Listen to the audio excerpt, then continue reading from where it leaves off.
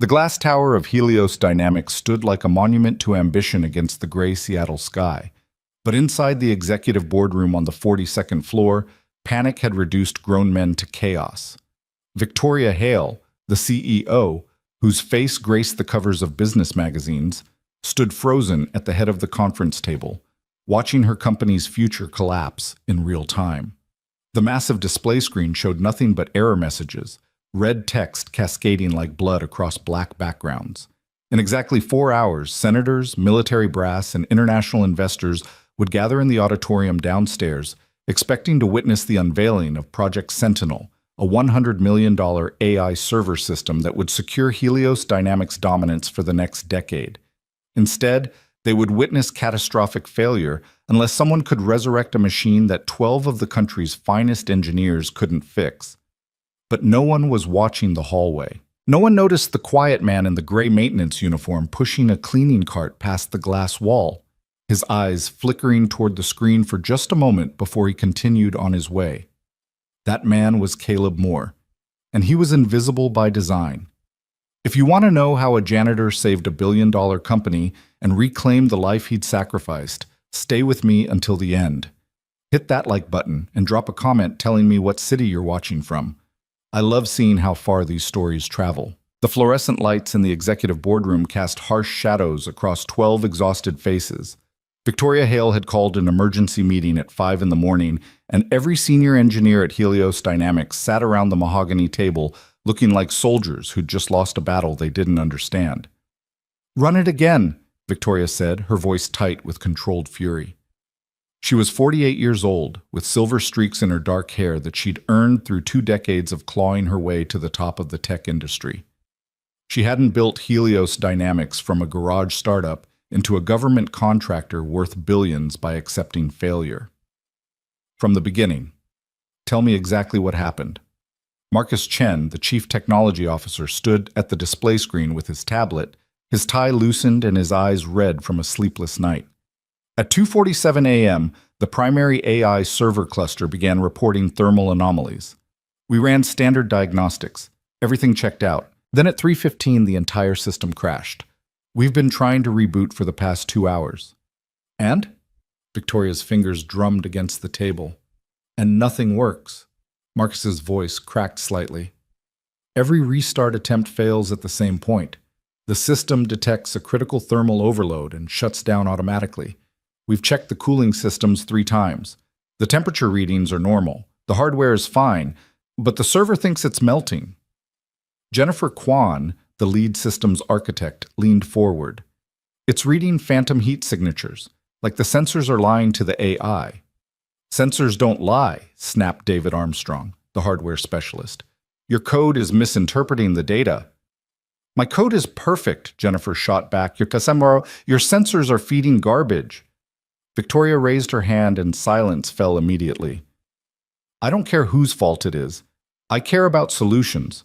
We have 4 hours until the demonstration. 4 hours until senators and generals and investors walk into that auditorium expecting to see the most advanced AI defense system in the world.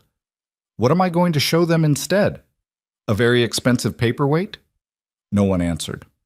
Outside the conference room, Caleb Moore pushed his cleaning cart down the hallway, the wheels squeaking softly against the polished marble floor. He wore the same uniform he'd worn for the past 3 years. Gray work pants, a gray shirt with maintenance embroidered over the pocket, and comfortable shoes that could handle 12 hours of walking. His ID badge hung from a lanyard around his neck, featuring a photo that made him look even more forgettable than he actually was. The executive floor was usually empty at this hour, which was exactly why Caleb's shift started at 5 a.m. He could clean the offices and conference rooms before the executives arrived, remaining invisible, unnoticed, unbothered. That's how he preferred it. He stopped his cart outside the boardroom, pulling out his spray bottle and microfiber cloth. The glass walls were always covered with fingerprints by the end of the day, and he'd learned to clean them early before anyone complained. As he sprayed the glass, he could hear the voices inside clearly. What about the backup systems? Victoria was asking.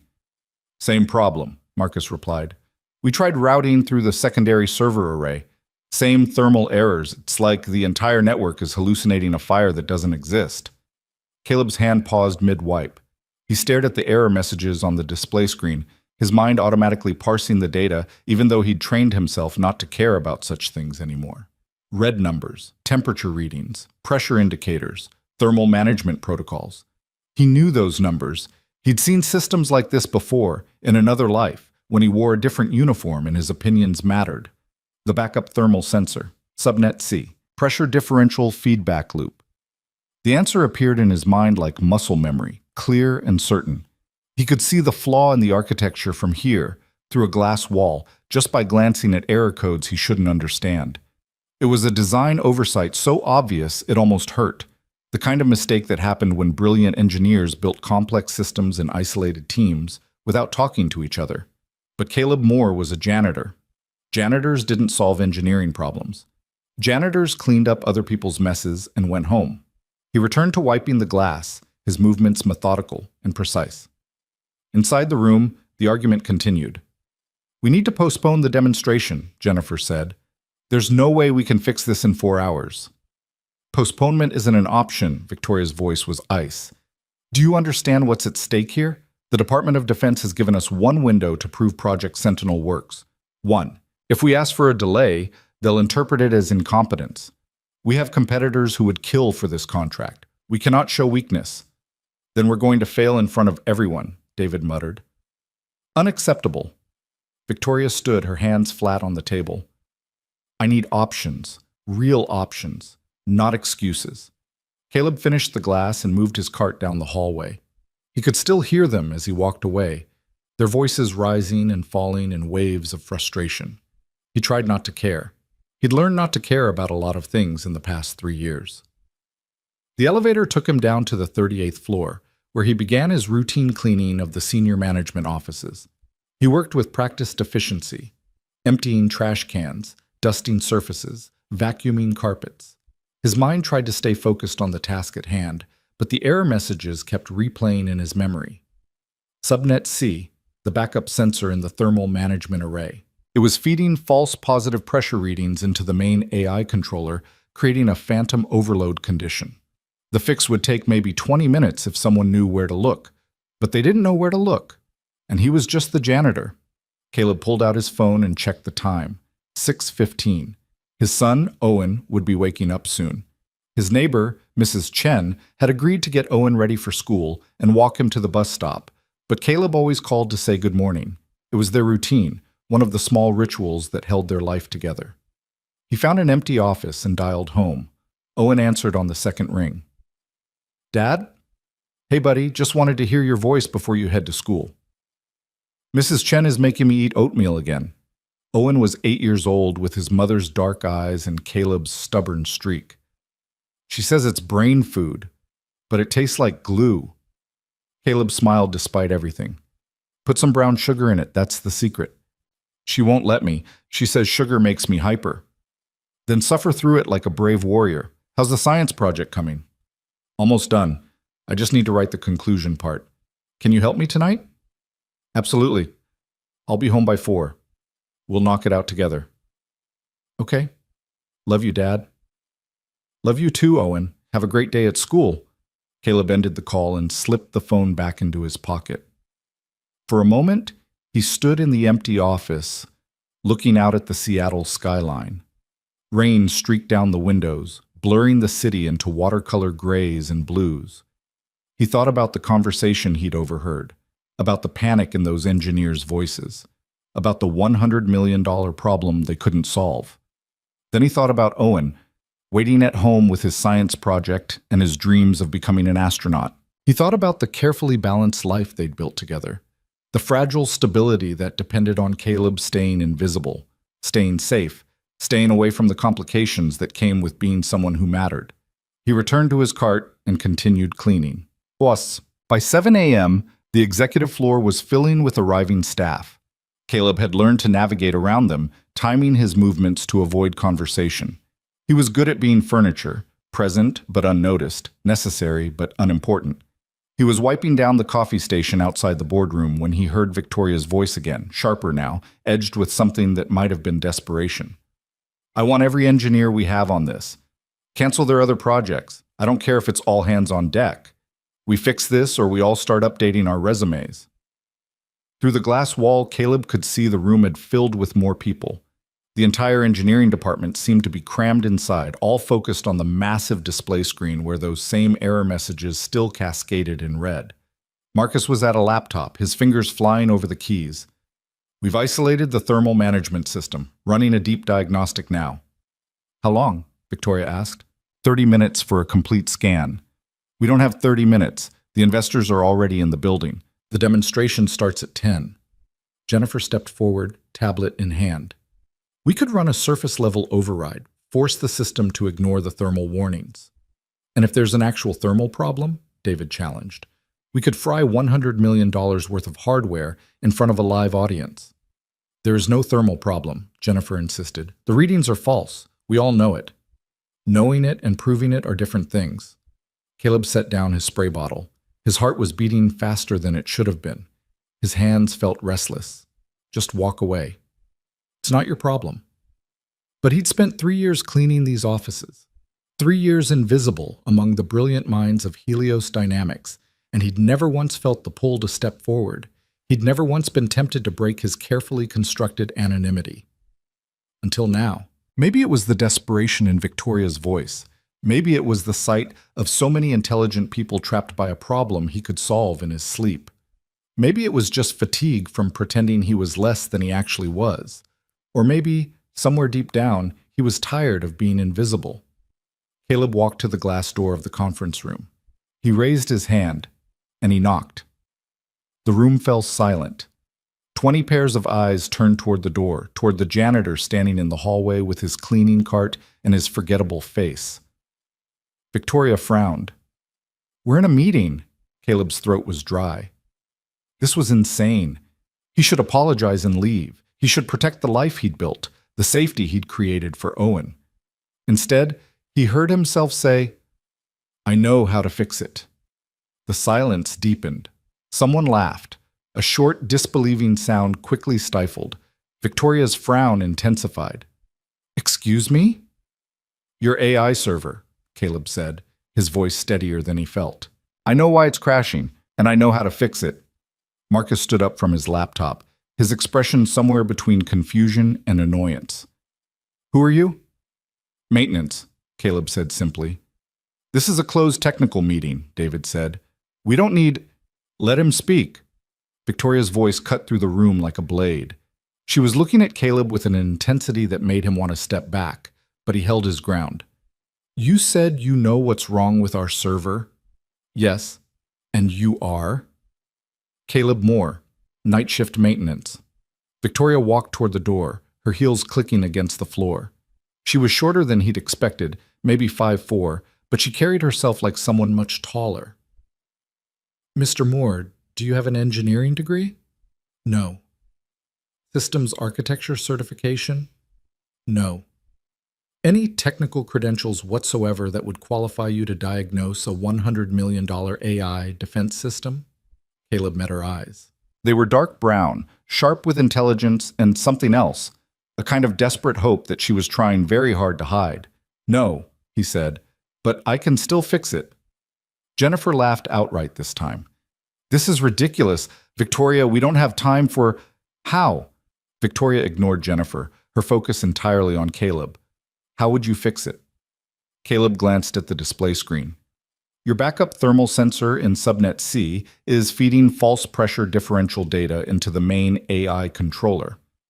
The sensor thinks it's detecting a dangerous pressure buildup in the cooling system, so it's triggering automatic shutdown protocols to protect the hardware. But the pressure readings are wrong because the sensor is calibrated for a different ambient atmospheric pressure than what you're actually running. The room had gone completely still. Marcus slowly sat back down. How could you possibly know that? The error messages, Caleb said. They're showing thermal warnings in the primary system, but if you look at the timestamps, the cascade starts in subnet C point, 3 seconds before the main array reacts. That's your tell. The backup sensor is the trigger, not the symptom. David was staring at him like he'd started speaking in ancient Greek. Subnet C is a redundant failsafe. It shouldn't even be active unless the primary sensors fail. It shouldn't be, Caleb agreed. but someone programmed a monitoring loop that treats the backup sensor as an equal input source instead of a true failsafe. So when it reports false data, the AI doesn't know to ignore it. Jennifer had pulled up a different screen on her tablet, her fingers swiping rapidly. The backup sensor protocols are… Oh my God. He's right. There's a monitoring loop in the thermal management firmware. I didn't write this. Who wrote this? A younger engineer in the back raised his hand hesitantly. That was me. I added it last month during the security update. I thought having dual sensor validation would make the system more reliable. It made it more vulnerable, Caleb said gently. You created a scenario where one bad sensor can override good data. Victoria was still watching Caleb, her expression unreadable. And the fix? Recalibrate the subnet C sensor to match your actual operating environment, or disable the monitoring loop and let the backup sensor function as a true failsafe instead of an active input. Either solution would work. Marcus had pulled up diagnostic screens on 3 different laptops simultaneously. The calibration data is… Jesus. The sensor is set for sea-level pressure. We're on the 42nd floor. That's a significant enough difference to trigger false positives in a sensitive system. How long to recalibrate? Victoria asked. 15 minutes, Marcus said. Maybe less. Victoria checked her watch. She looked at Caleb, then at her engineers, then back at Caleb. Do it. Recalibrate subnet C and run a restart sequence. Wait, Jennifer said. We're taking advice from a janitor? We're taking advice from someone who diagnosed our problem in 30 seconds when 20 engineers couldn't solve it in 4 hours. Victoria's voice was cold. Unless you have a better solution? Jennifer fell silent. Marcus was already typing commands. 2 other engineers had moved to assist him, their earlier skepticism replaced by urgent focus. The room filled with the sound of rapid keystrokes and muttered technical jargon. Caleb stood in the doorway, suddenly aware that everyone was either staring at him or studiously avoiding looking at him. He felt exposed in a way he hadn't felt in years, like he'd stepped out of a protective shadow into harsh spotlight. Victoria gestured toward an empty chair. Sit down, Mr. Moore. I should get back to work. Sit down. Caleb sat. His cleaning cart waited in the hallway like an abandoned part of himself. The recalibration took 12 minutes. Caleb watched Marcus work, noting the precision of his commands, the way he double-checked every input before executing. These were good engineers, smart people who'd simply been looking at the problem from the wrong angle. Calibration complete, Marcus announced. Running restart sequence now. The room held its collective breath. The display screen went dark. Then lines of code began scrolling past. White text on black background. Diagnostic checks running in rapid succession. Temperature readings, pressure indicators. System integrity checks. Green, green, green. The AI server cluster hummed to life, its status indicators shifting from red to amber to green in a cascade of success. The error messages disappeared, replaced by a simple notification. System online. All protocols nominal. For a moment, no one spoke. Then someone started clapping. Others joined in. The applause built until the entire room was celebrating, engineers shaking hands and hugging each other with relief that bordered on hysteria. Victoria didn't clap. She was still watching Caleb. Thank you, Mr. Moore, she said quietly, her voice cutting through the celebration. You just saved this company. Caleb stood. I should really get back to my cleaning. Not yet. Victoria turned to Marcus. Run a full diagnostic suite. I want confirmation that everything is stable before we bring in the audience. On it, Marcus said, already typing. Victoria gestured toward the hallway. Mr. Moore, walk with me. It wasn't a request. Caleb followed her out of the conference room, past his abandoned cleaning cart, down the hallway toward her private office. Other employees stared as they passed, clearly wondering why the CEO was walking side by side with a maintenance worker. Victoria's office occupied the corner of the building, with floor-to-ceiling windows offering a panoramic view of Seattle. Rain still streaked the glass, but breaks in the clouds revealed glimpses of blue sky. Her desk was organized chaos, stacks of reports, 3 computer monitors, a coffee mug that said failure is not an option. She closed the door behind them and leaned against it, arms crossed. Who are you really? I told you, Caleb Moore, maintenance. Maintenance workers don't diagnose AI defense systems. They don't know about subnet architecture, or pressure differential calibration, or firmware monitoring loops. Her eyes narrowed. You're not what you appear to be. Caleb said nothing. I'm going to ask you some questions, Victoria said, and I would appreciate honest answers. Not because I'm your employer, though I am, but because you just saved my company from catastrophic failure, and I'd like to understand why a man with your knowledge is pushing a cleaning cart. I like the work, Caleb said. It's steady, predictable. I can be home for my son. Your son? Owen, he's 8. Victoria walked to her desk and tapped a key on one of her monitors. Caleb Moore, hired 3 years ago through Apex Maintenance Services. Background check shows very little. No criminal record, no college degree, no previous employment in tech. She looked up. But that's not the whole story, is it? It's all you need to know. I disagree. Victoria sat in her chair, gesturing for Caleb to take the seat across from her. Here's what I think. I think you're former military or former aerospace. I think you worked on classified systems that required exactly the kind of knowledge you just demonstrated. And I think something happened that made you walk away. Caleb remained standing. Does it matter? It matters because I want to offer you a job. A real job. Senior systems engineer, minimum. Name your salary. I have a job. You have a disguise. Victoria leaned forward. Look, I don't know what you're running from or hiding from, and honestly, I don't care. What I care about is that you have skills this company desperately needs. You saw a problem that stumped my entire engineering department and solved it in less than a minute. That's not luck. That's expertise. I appreciate the offer, Caleb said, but I'm not interested.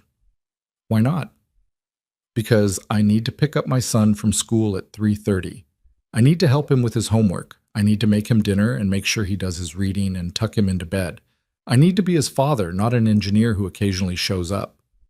Victoria was quiet for a moment. What happened to his mother? The question landed like a physical blow.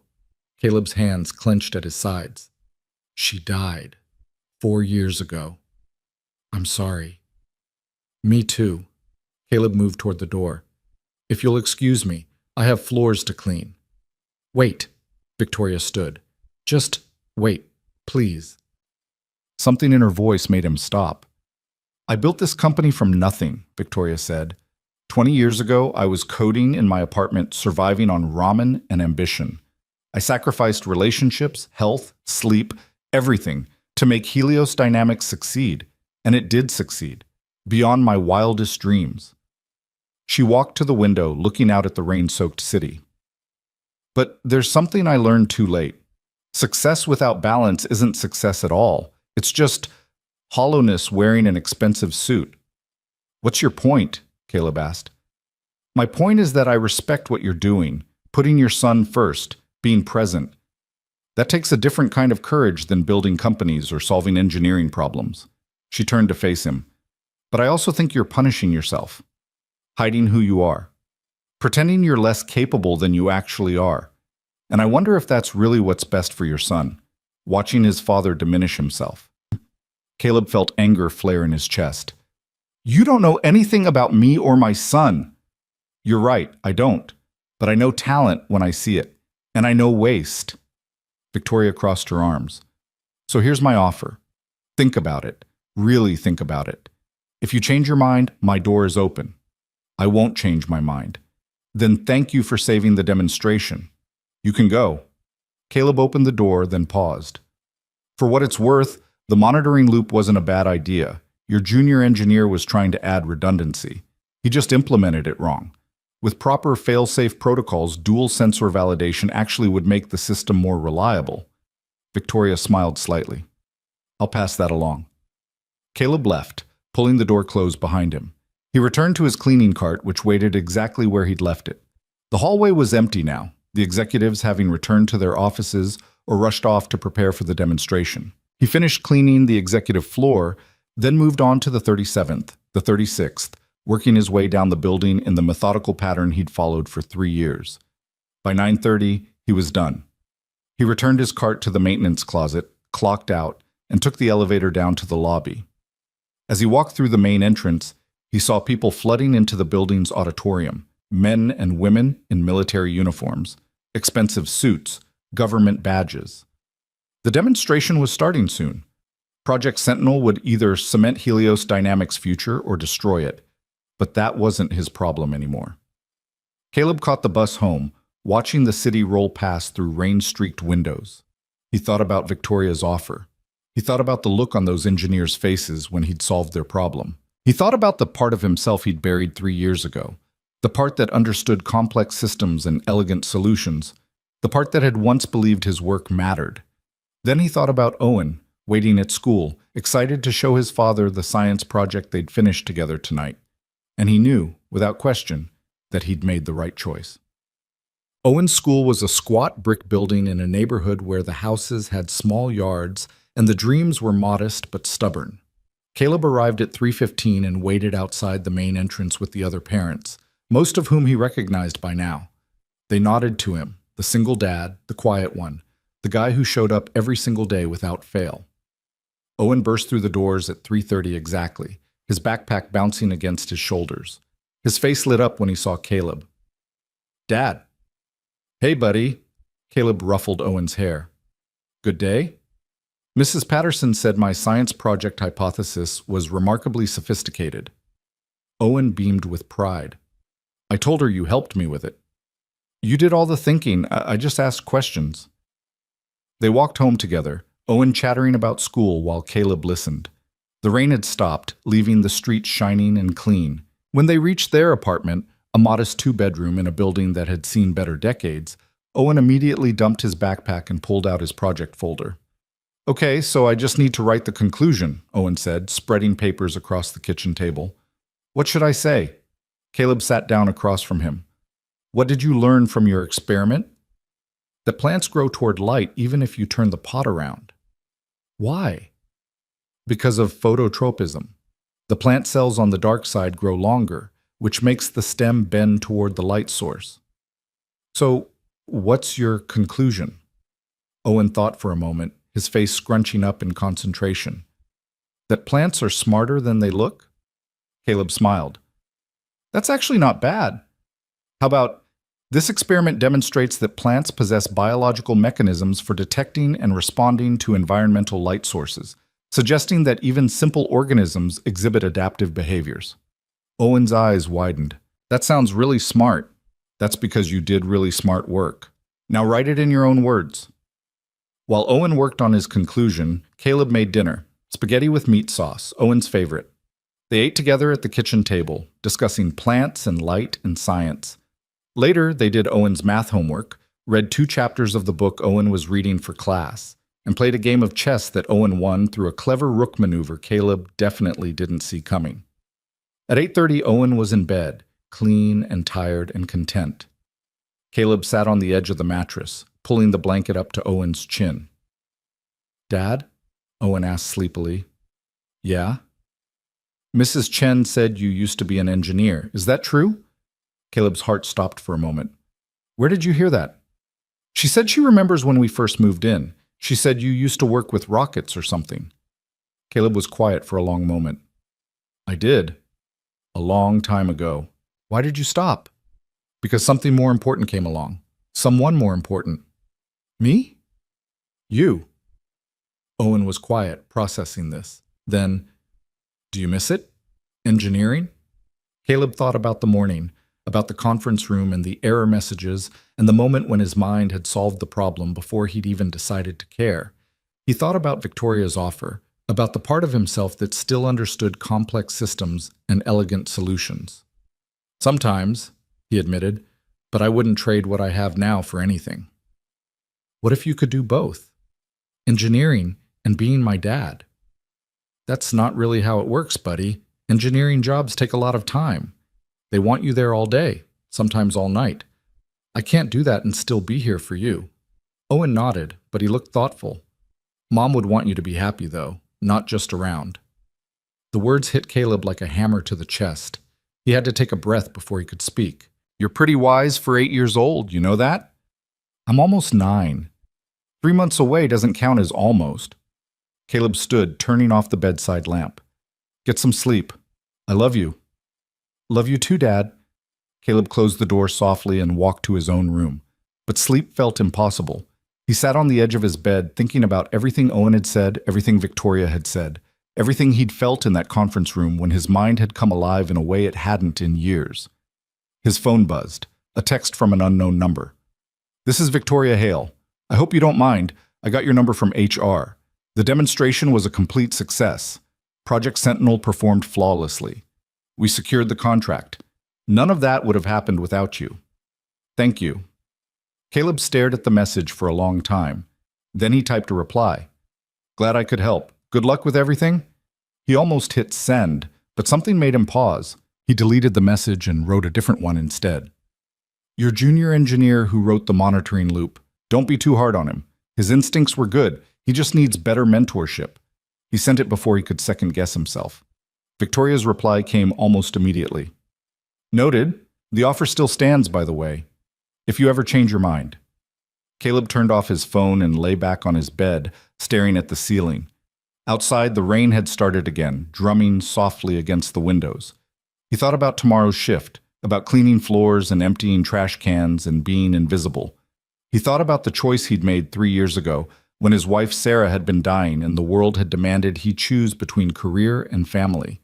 There had been no real choice, not for him. Sarah had needed him.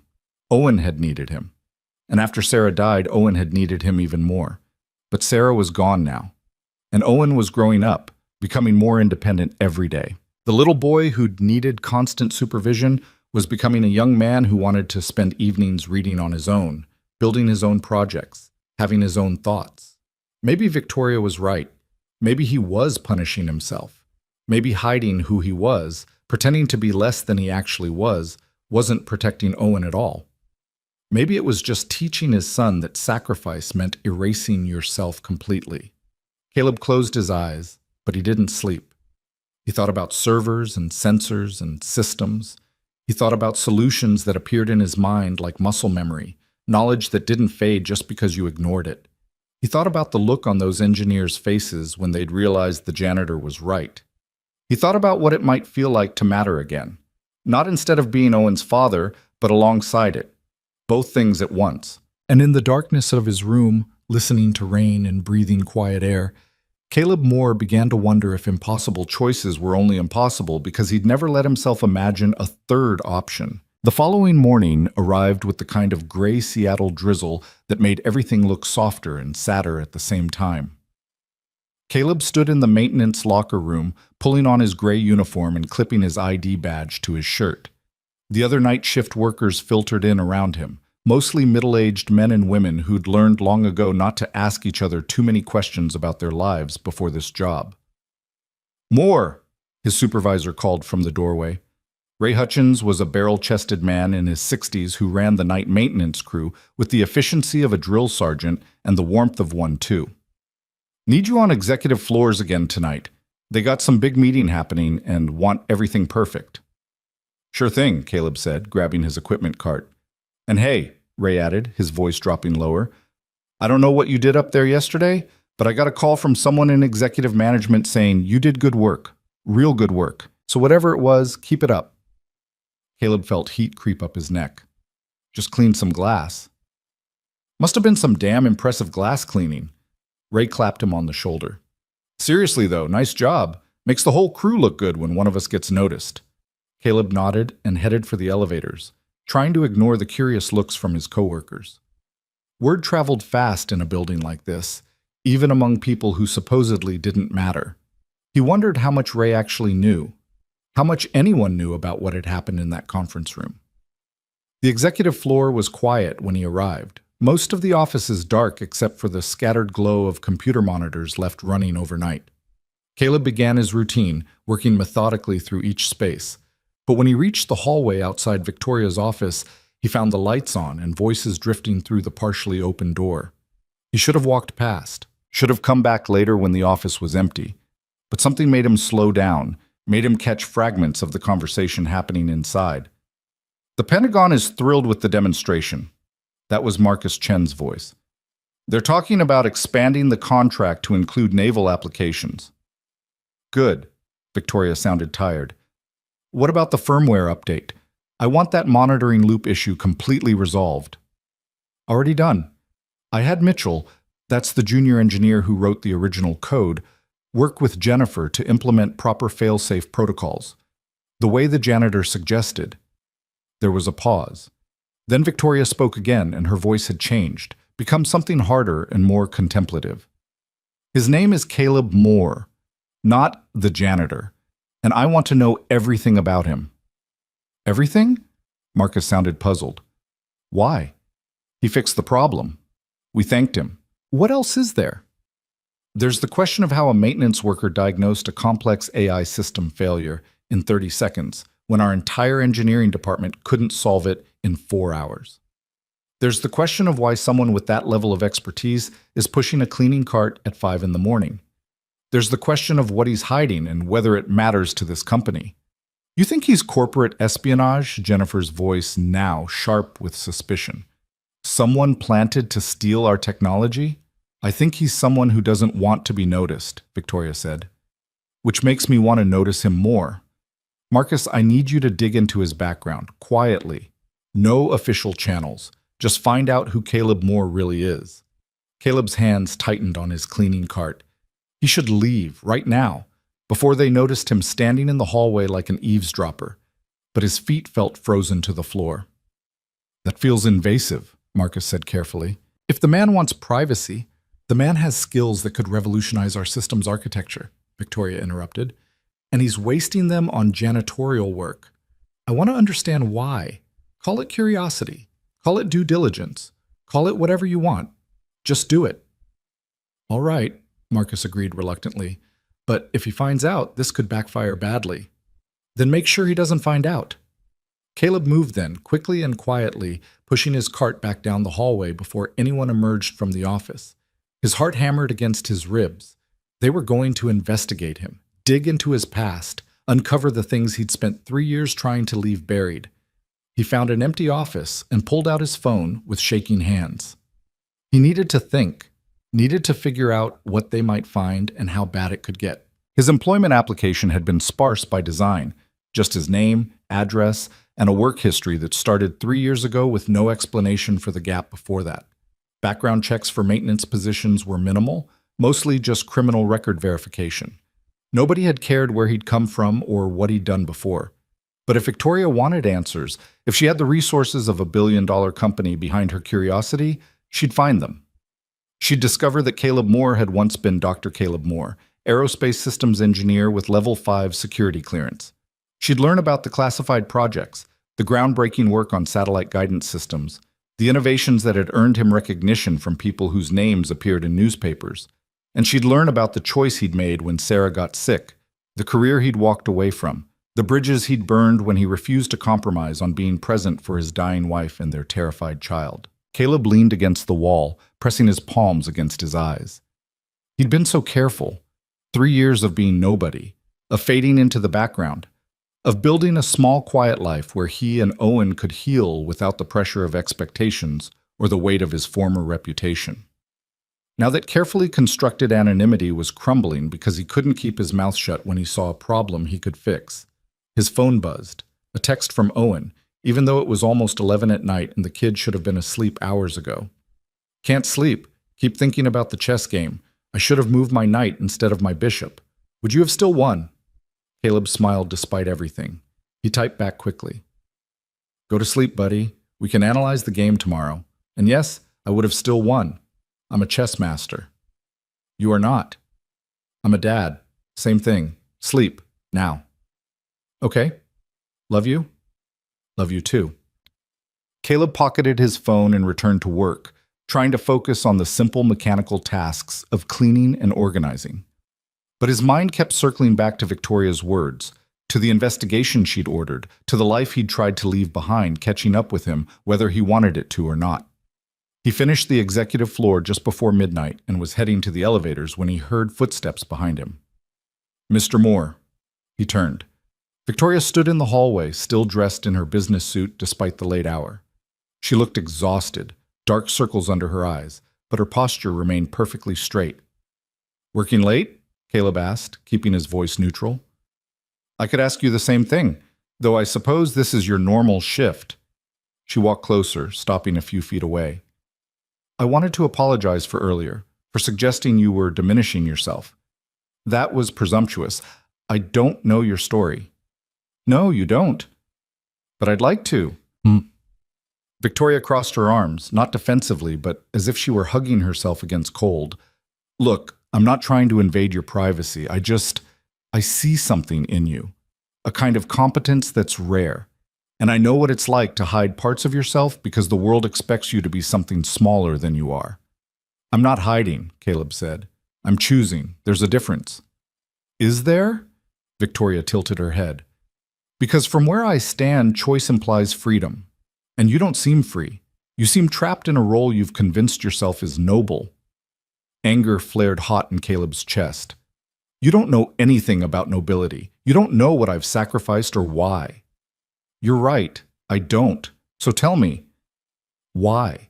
So you can offer me a job again? So you can feel good about rescuing the brilliant janitor from his own choices?" Caleb took a step closer, and Victoria held her ground. "I don't need rescuing. I have exactly the life I want. A life where I'm home when my son needs me. Where I don't miss bedtime because of emergency meetings or project deadlines. Where I'm not torn between being a father and being an engineer. I chose this, deliberately, and I don't regret it." Victoria was quiet for a moment. Then she said very softly, "Your wife, she died 4 years ago?" The question landed like a punch. Caleb's jaw tightened. "That's not your business." "Cancer? How do you—" "I Googled you after you left my office yesterday." Victoria's voice was gentle now, almost sad. "Found an obituary. Sarah Moore, aged 33, beloved wife and mother. Survived by husband Caleb and son Owen. In lieu of flowers, donations to the Leukemia Research Foundation." Caleb felt the walls he'd built around that pain start to crack. "Stop. I'm sorry, truly. I can't imagine what that was like." "Then don't try." His voice came out harsh, defensive. "Don't stand there pretending you understand what it means to watch someone you love fade away while doctors tell you there's nothing more they can do. Don't pretend you know what it's like to hold your child while he sobs because he wants his mother and you can't give her back to him." "You're right," Victoria said quietly. "I don't understand that, but I understand sacrifice. I understand making impossible choices, and I understand the difference between honoring someone's memory and punishing yourself in their name." Caleb turned away, his hands clenched into fists. "I need to get back to work." "She wouldn't want this for you," Victoria said. "Would she? A woman who loved you enough to marry you, to build a life with you. Would she want you to spend the rest of your existence making yourself smaller?" "You didn't know her." "No, but I know you saved my company yesterday. I know you have gifts that could change lives, advance technology, solve problems that matter. And I know you're wasting those gifts because you're afraid." Caleb spun back to face her. "Afraid of what?" "Of being someone who matters to anyone except your son. Of having obligations beyond your front door. Of building something significant and then losing it the way you lost Sarah." Victoria's eyes were steady, unflinching. "You're not protecting Owen by making yourself invisible. You're teaching him that love means erasing yourself. Is that really the lesson you want to pass on?" The words hit too close to home, echoing what Owen had said the night before about wanting Caleb to be happy, not just around. Caleb felt something shift inside him, some foundation crack that he'd thought was solid. "What do you want from me?" he asked, his voice raw. "I want you to consider the possibility that you could be both, a father and an engineer, present and significant, that those things aren't mutually exclusive." Victoria pulled a business card from her pocket and held it out. "Think about it. That's all I ask. Just think about it." Caleb stared at the card but didn't take it. "And if I say no?" "Then you say no. I'm not going to fire you or make your life difficult. You'll keep your maintenance job and I'll respect your decision." Victoria set the card on his cleaning cart. "But I hope you don't say no, because I think you could do remarkable things here. And I think you want to. I think part of you is desperate to." She walked away then, her heels clicking against the marble floor, leaving Caleb alone in the hallway with his cart and his confusion and a business card he didn't want to look at but couldn't ignore. He finished his shift in a daze, going through the motions without really registering what he was doing. When he finally clocked out and headed for the bus stop, the sky was just beginning to lighten with pre-dawn gray. The city was quiet except for the occasional car passing by, headlights cutting through the mist. Caleb sat on the bus and stared out the window, thinking about everything Victoria had said. Thinking about Sarah, who'd been so fiercely proud of his work, who used to read his technical papers even when she didn't understand half the terminology because she loved watching him explain things he was passionate about. What would Sarah want? If she were here, if she could speak to him now, what would she say? The answer came easily, painfully. She'd tell him to stop hiding. She'd tell him that love didn't mean sacrifice alone. It meant showing up fully, completely, as your whole self. She'd tell him that Owen needed to see his father pursuing meaning, not just survival. But Sarah wasn't here, and the choices were Caleb's alone. He got home just as Mrs. Chen was arriving to help get Owen ready for school. She smiled at him from across the hallway, her arms full of grocery bags. "Good morning, Caleb. Long night?" "The usual." He unlocked his apartment door. "Thanks again for helping with Owen. I don't know what we'd do without you." "Nonsense. I love that boy like my own grandson." Mrs. Chen shifted her bags. "He was telling me yesterday about your old job. Engineering, yes?" He seemed very curious about it. Caleb's stomach tightened. "He mentioned that." "Smart boy. Asks good questions." Mrs. Chen's expression became more thoughtful. "I hope you don't mind me saying this, but I remember when you first moved in. You were different then. Sadder, yes, but also, I don't know the word. More alive, maybe? Like part of you was still fighting." "I was grieving." "You still are, but now you're also hiding." She said it gently without judgment. "I understand why. When my husband died, I did the same thing, made myself small. Tried to need nothing, want nothing, thought that was strength." She shifted her grocery bags again. "But my daughter told me something wise. She said grief is not a reason to stop living. It's a reason to live better, to honor what we lost by not wasting what remains." Caleb felt his throat tighten. "I'm not wasting anything. I'm raising my son."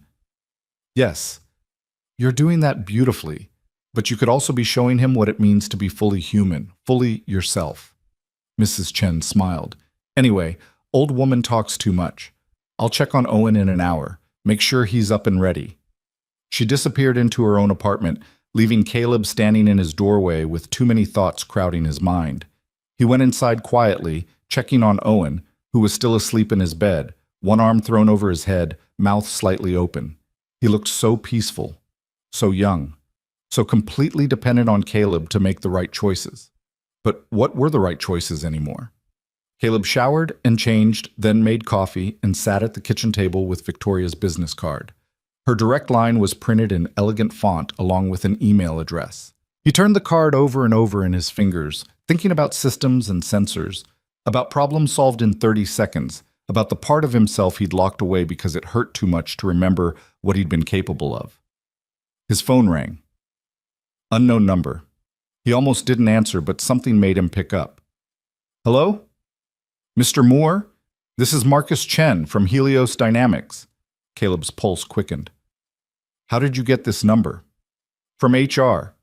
Look, I apologize for calling you at home. I know it's early, but Victoria asked me to reach out to you about a potential opportunity." "I already talked to Victoria. I'm not interested." "I understand, but please, just hear me out for a minute."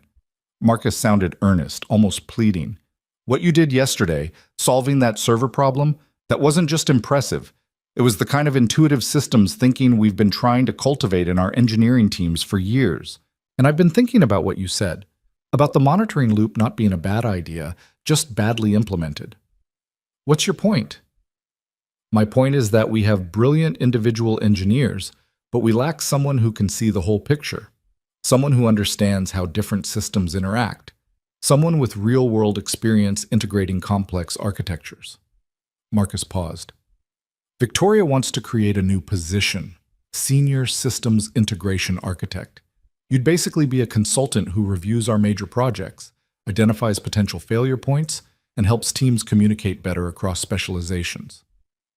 That sounds like a full-time job. It could be. Or it could be part-time. Flexible hours. Work from home when possible.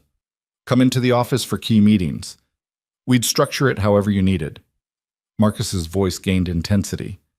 Look, I was skeptical yesterday when Victoria started talking about hiring you, but then I watched you work.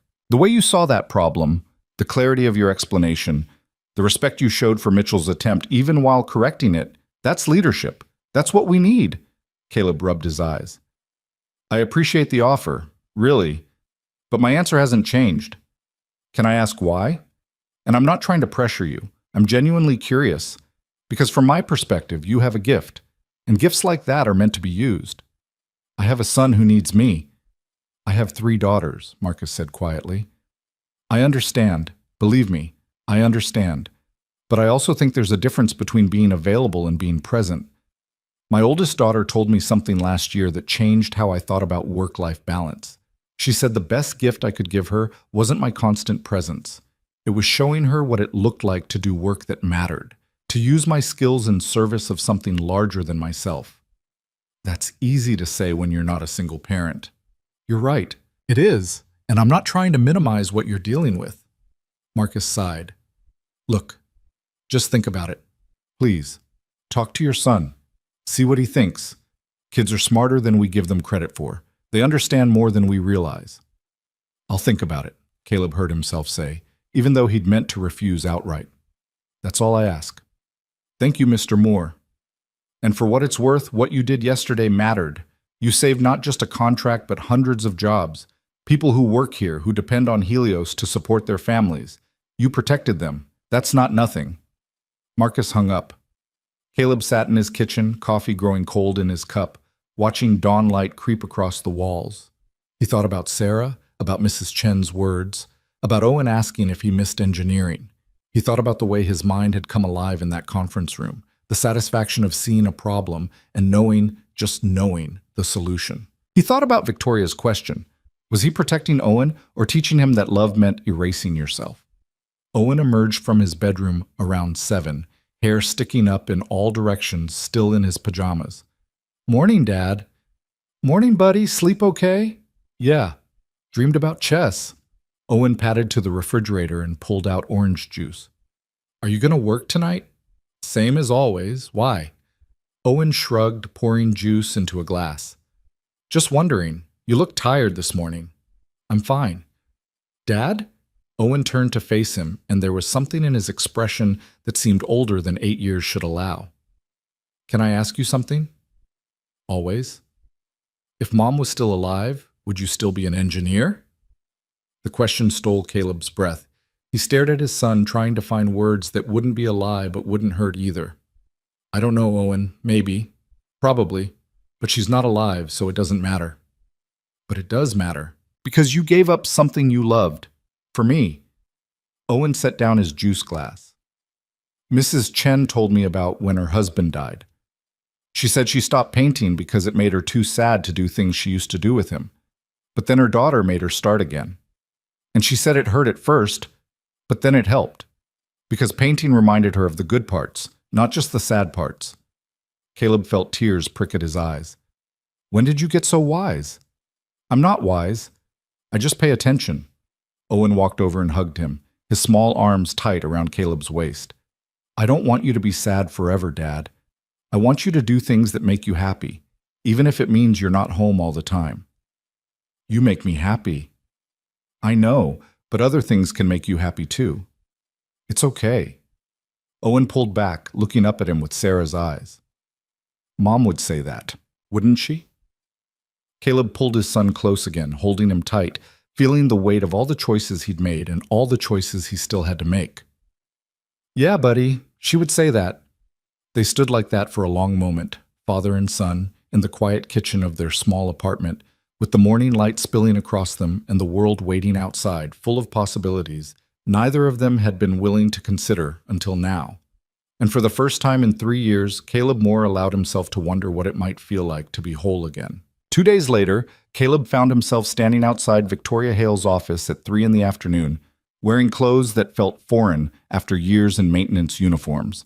He'd chosen simple, dark jeans, a button-down shirt, his only sport coat that still fit properly. Owen had insisted on helping him pick the outfit that morning, standing in front of Caleb's closet with the seriousness of a fashion consultant. "Not the blue shirt," Owen had said firmly. "The gray one. It makes you look smart." "I am smart." "Smarter, then." Now Caleb stood with his hand raised to knock, wondering if this was the biggest mistake he'd ever made or the first right decision in 3 years. Before he could decide, the door opened and Victoria appeared, tablet in hand, looking surprised. "Mr. Moore, you're early." "You said 3 o'clock." "I did, but in my experience, people are usually late." She stepped aside. "Come in." The office looked different in afternoon light, less imposing somehow.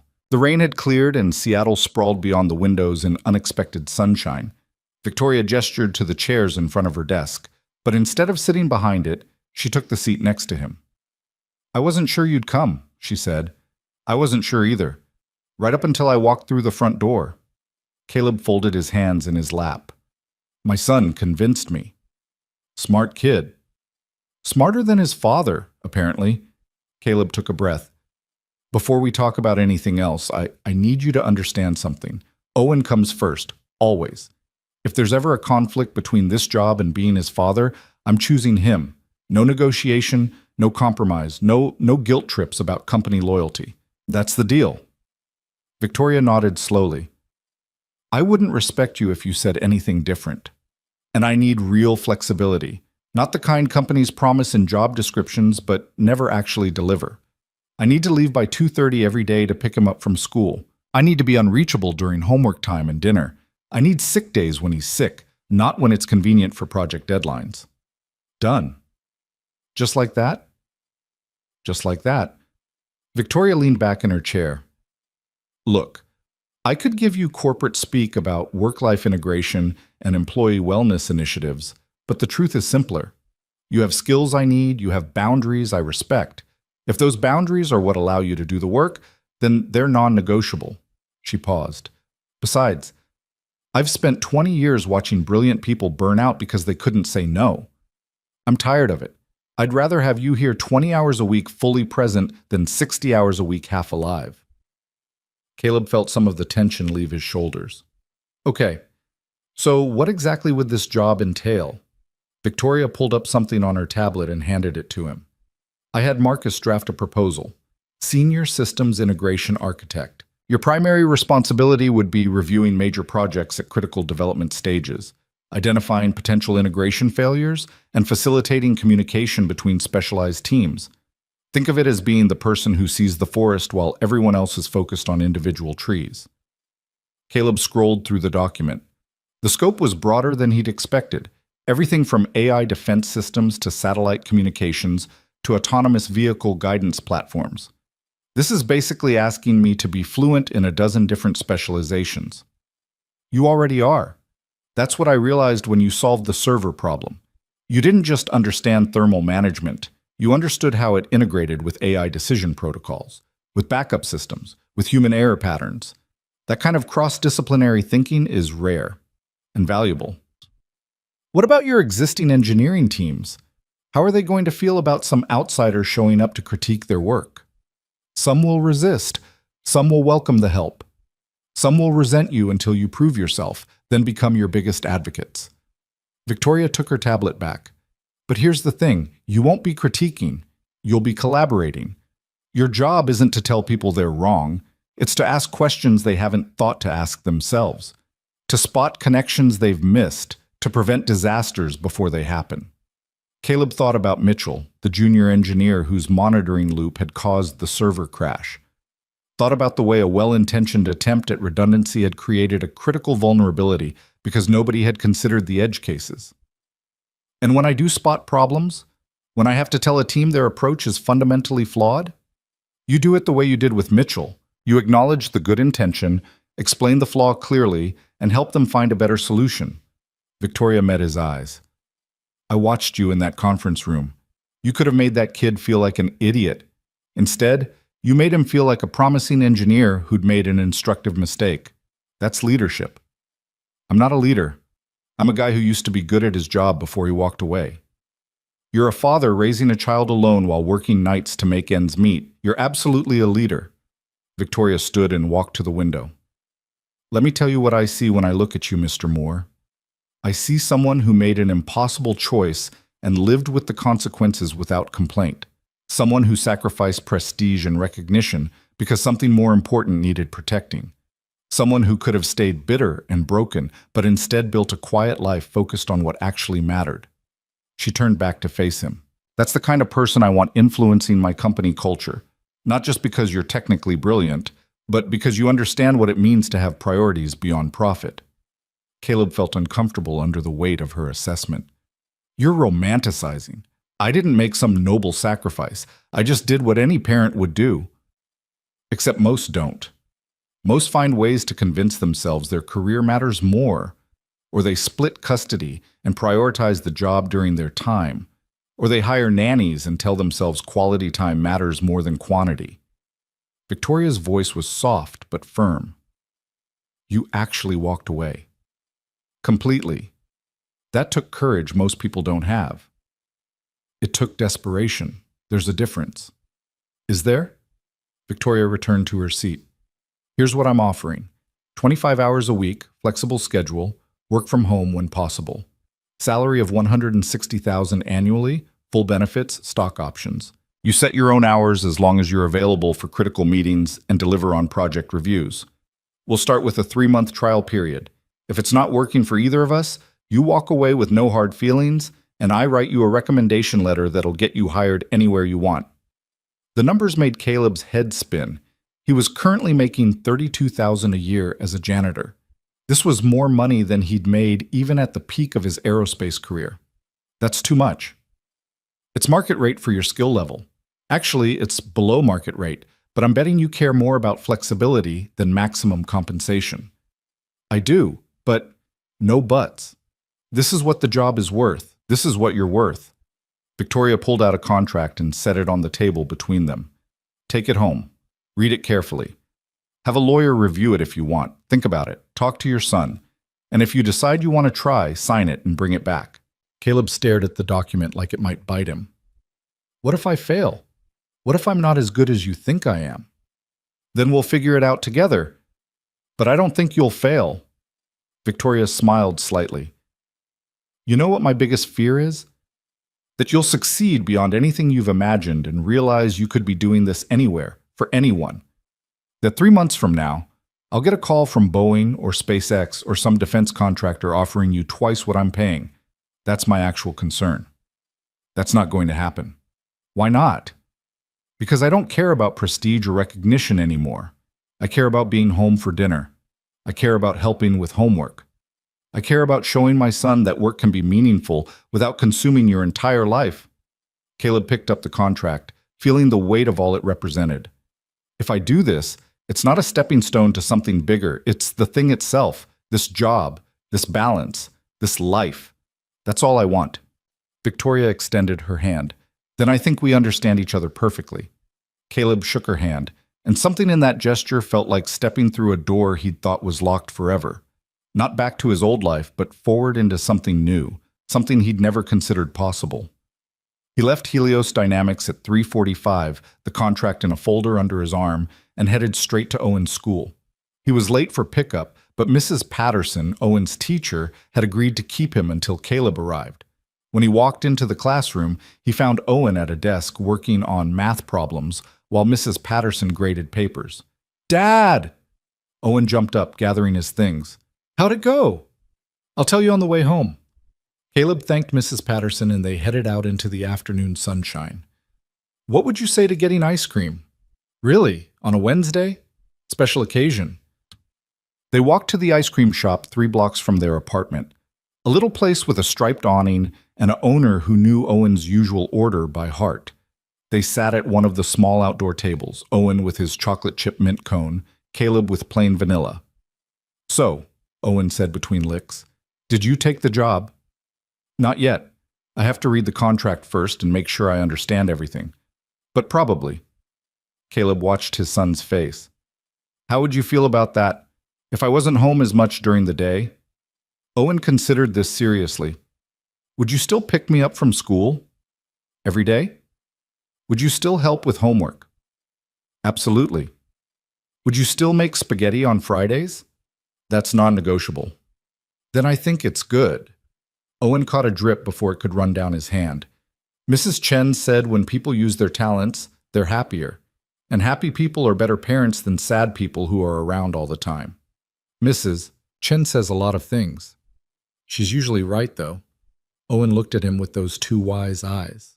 Are you scared? The question caught Caleb off guard. Yeah, buddy. I'm terrified. Why? Because I've been doing the same thing for 3 years. Safe things, predictable things. This is different. It's stepping back into a part of my life I thought was over. It's risking failure. It's being seen again instead of invisible. But you like being seen, Owen said. I could tell. When you talk about fixing that computer problem, your whole face changes. You look like you do when we build model rockets together, like you're doing what you're supposed to be doing. Caleb felt his throat tighten. How'd you get so smart? Good genetics, Owen grinned, and a pretty good dad. They finished their ice cream and walked home slowly, talking about school and chess and the science fair coming up in 2 months. When they reached their apartment, Caleb made dinner while Owen did homework at the kitchen table, the familiar rhythm of their evenings unchanged despite everything shifting beneath the surface. That night, after Owen was asleep, Caleb sat down with the contract. He read every page carefully, making notes in the margins, looking up terms he didn't understand. The more he read, the more real it became. This wasn't a fantasy or a what-if scenario. This was an actual offer with actual terms, representing an actual chance to rebuild a part of himself he'd thought was lost. His phone rang around 10. Marcus Chen.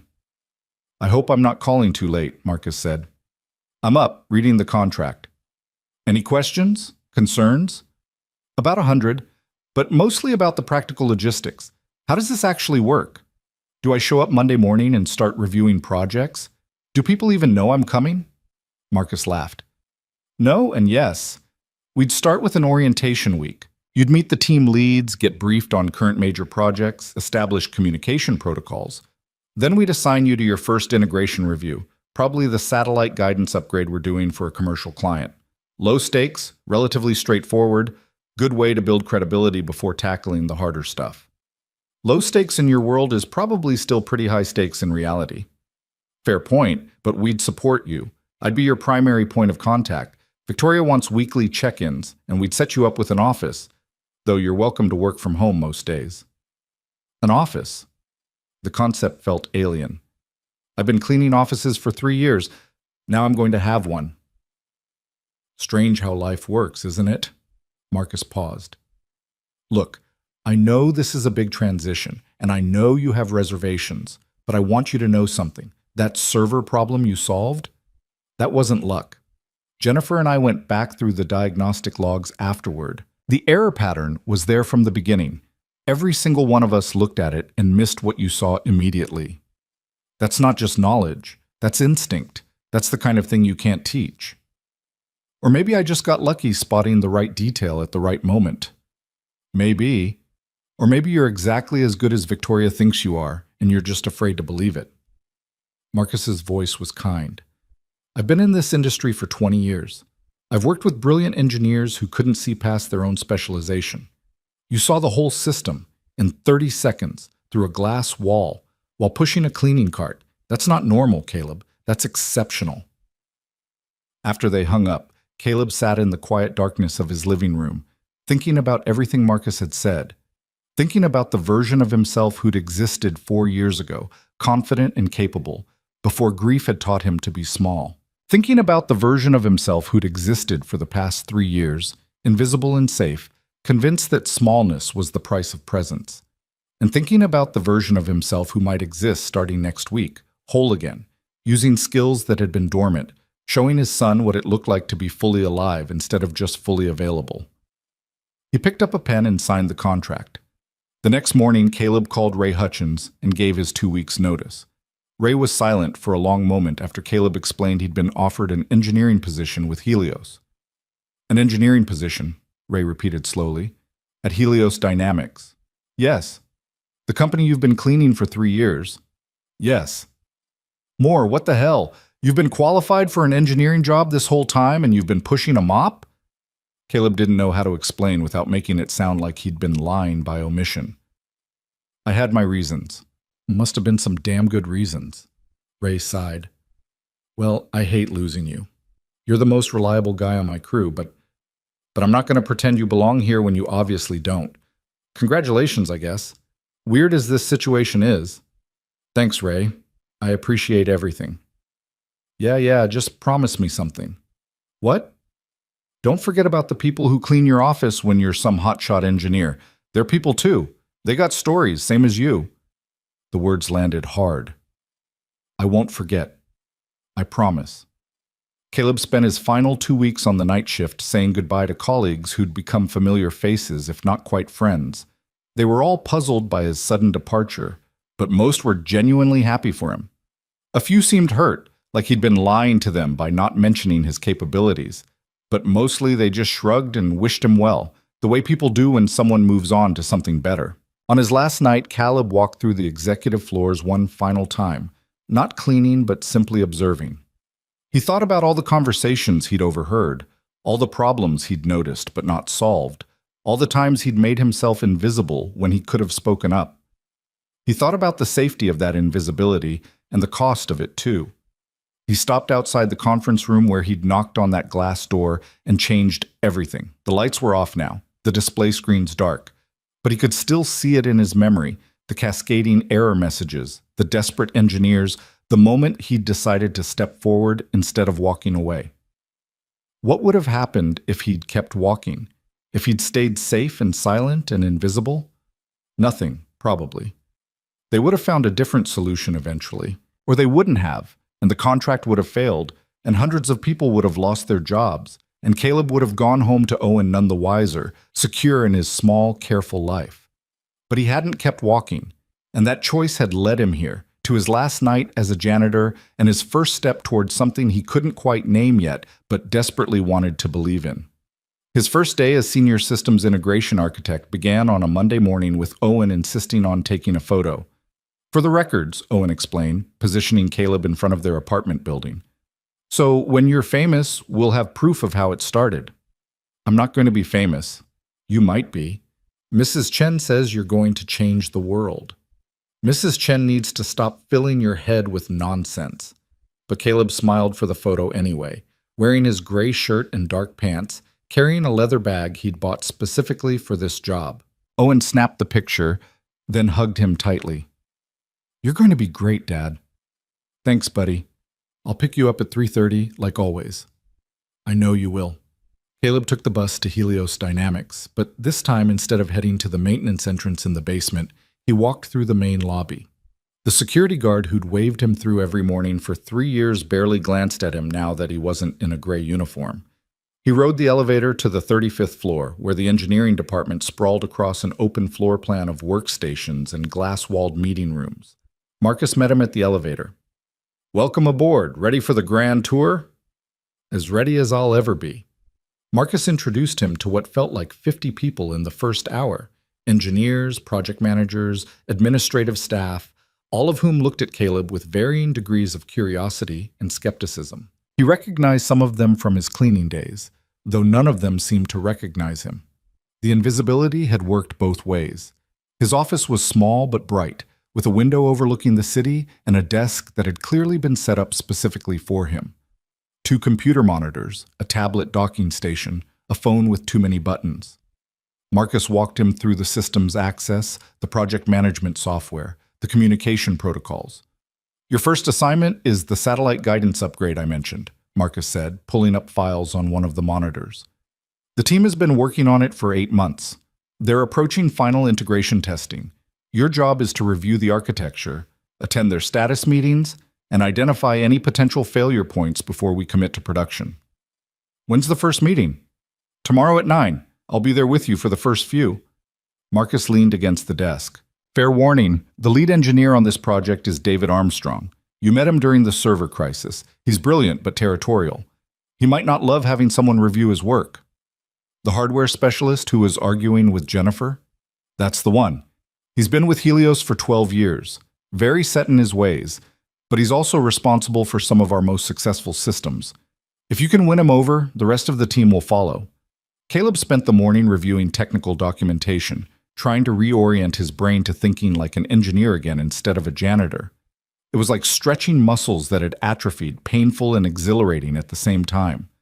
By lunch, his head was spinning with specifications and schematics. He ate alone in his office, looking out at Seattle spread below him. This view had existed the whole time he'd been cleaning these floors, but he'd never stopped to appreciate it. Now it felt like a metaphor for everything, the beauty that existed just beyond the edges of what he'd allowed himself to see. His phone buzzed, a text from Owen's school. His heart jumped, but it was just a reminder about the upcoming science fair. He replied confirming he'd received it, then sent Owen a quick message. First day going okay. Can't wait to hear about yours tonight. Owen's response came immediately. Good luck, Dad. You got this. The afternoon brought more meetings, more introductions, more information than Caleb could possibly absorb in one day. By the time 3 o'clock rolled around, he was exhausted in a way that had nothing to do with physical labor. His brain felt overloaded, stuffed full of data and names and expectations. But he left the office at 2:30, just as he'd promised himself, and arrived at Owen's school right on time. Owen ran out with his usual enthusiasm. How was it? Tell me everything. They walked home together, Caleb describing the office and the people and the projects. Owen listened with the intensity of someone who understood that this mattered, that his father was rebuilding something important. Do you like it? Owen asked as they climbed the stairs to their apartment. Caleb thought about that, about the way his mind had engaged with problems again, the way solutions had appeared like old friends returning, about the fear and the excitement and the feeling of stepping back into a part of himself he'd thought was dead. Yeah, he said, surprised by how true it was. I really do. That night, over spaghetti and garlic bread, they talked about Owen's day and the science fair project and whether chess was more strategy or tactics. And for the first time in 3 years, Caleb felt like he was doing more than just surviving. He was building something. Not instead of being Owen's father, but because of it. Showing his son through actions instead of words that love didn't mean sacrifice alone. That being whole made you better, not worse, at the things that truly mattered. Later, after Owen was asleep, Caleb stood in his son's doorway watching him breathe in the darkness. He thought about Sarah, about what she would have said if she could see him now. Probably something about taking long enough to figure it out. Probably something about being proud. And he thought about tomorrow, about walking into that satellite guidance meeting and proving he belonged there, about earning the trust of engineers who had no reason to believe in him yet, about building a new life that honored both the man he'd been and the father he'd become. It wouldn't be easy. Nothing worth doing ever was. But for the first time since Sarah died, Caleb Moore felt ready to try. The conference room was already full when Caleb arrived at 8:55 the next morning. David Armstrong sat at the head of the table, surrounded by 6 other engineers, all focused on laptops and tablets displaying various technical schematics. The satellite guidance upgrade project had clearly been their world for months, and Caleb was about to step into it as an outsider with authority none of them had asked for. Marcus was waiting by the door. Ready? Not even a little bit. Good. Means you're taking it seriously. Marcus led him inside. Everyone, this is Caleb Moore, our new Senior Systems Integration Architect. He'll be reviewing the satellite project as his first assignment. David looked up, and Caleb saw the recognition flash across his face. The janitor. The man who'd solved the server crisis. David's expression shifted through several emotions before settling on something carefully neutral. Mr. Moore, David said. Welcome to the team.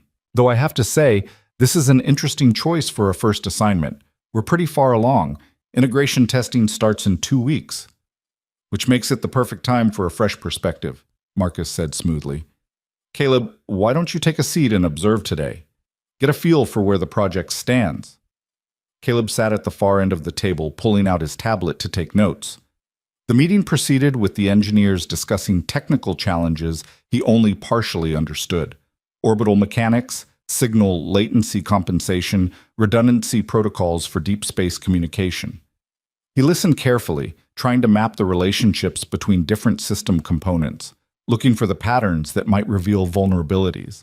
A younger engineer named Patricia Chen, no relation to Marcus apparently, was explaining a modification to the antenna array when Caleb noticed something in the diagram she'd displayed: a timing sequence that seemed slightly off, like two systems trying to synchronize on different rhythms.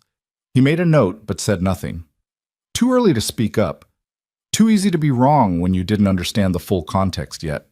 The meeting ran for 90 minutes. When it ended, the engineers filed out, talking among themselves. David lingered, approaching Caleb with what looked like forced politeness. "So you're the miracle worker who saved Project Sentinel," David said. "Victoria speaks very highly of you." "I got lucky spotting a detail others missed." "Luck." David smiled, but it didn't reach his eyes. "Is that what we're calling expertise now?" "Look, I'll be straight with you. I've been working on satellite guidance systems for 15 years. This project represents some of the most advanced work Helios has ever attempted. I don't need someone who used to clean offices telling me how to do my job."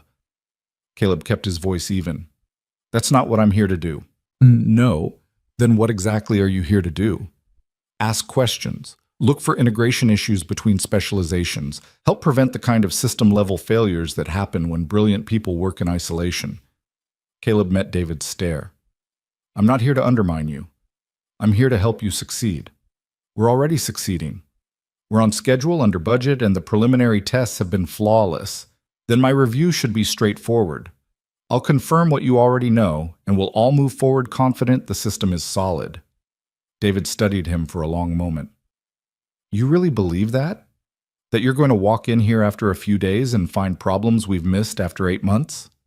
"I hope I don't find any problems. Honestly. But if I do, wouldn't you rather know now than after launch? Hypothetically, if you did find something, which you won't, how would you even know it was a real issue and not just you misunderstanding the architecture?" It was a fair question, and Caleb didn't have a perfect answer. "I guess we'd have to talk it through. Look at the evidence together. Make sure I'm not missing something obvious." David's expression softened slightly. "All right, that's reasonable.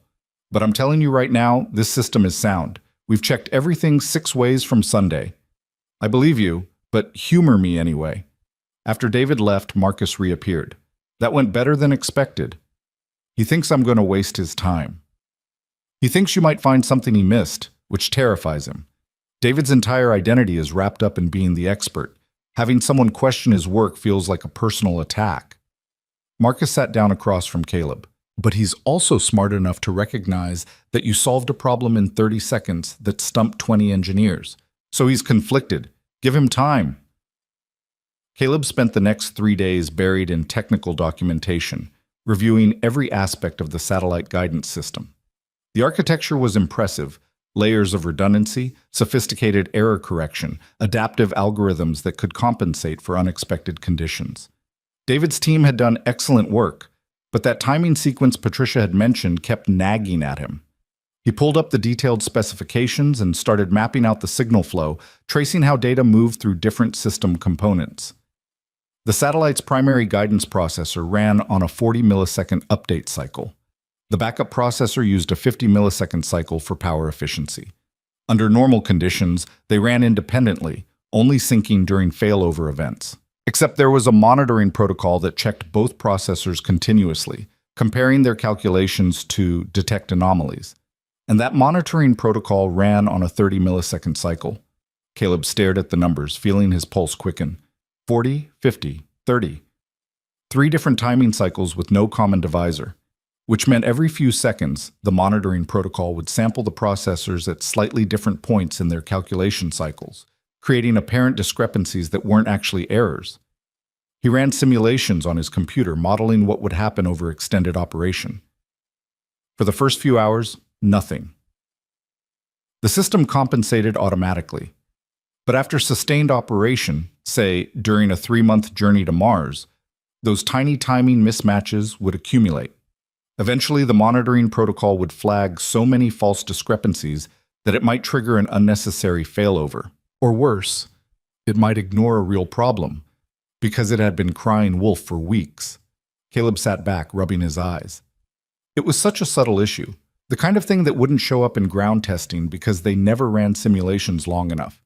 But in actual deep space deployment, it could cripple the satellite's guidance system. He needed to be absolutely certain before saying anything. He spent another day running different scenarios, testing edge cases, looking for any possibility he was wrong. But every simulation confirmed the same conclusion. On Thursday morning, Caleb requested a meeting with David's team. They gathered in the same conference room, looking curious and slightly wary. "Thank you for taking the time," Caleb began. "I've been reviewing the guidance system architecture, and I think I've identified a potential integration issue. I want to walk through it with you to make sure I'm not misunderstanding something." David leaned back in his chair, arms crossed. "Go ahead." Caleb pulled up his analysis on the main display. The primary and backup guidance processors run on different update cycles, 40 and 50 milliseconds respectively. The monitoring protocol that compares them runs on a 30 millisecond cycle.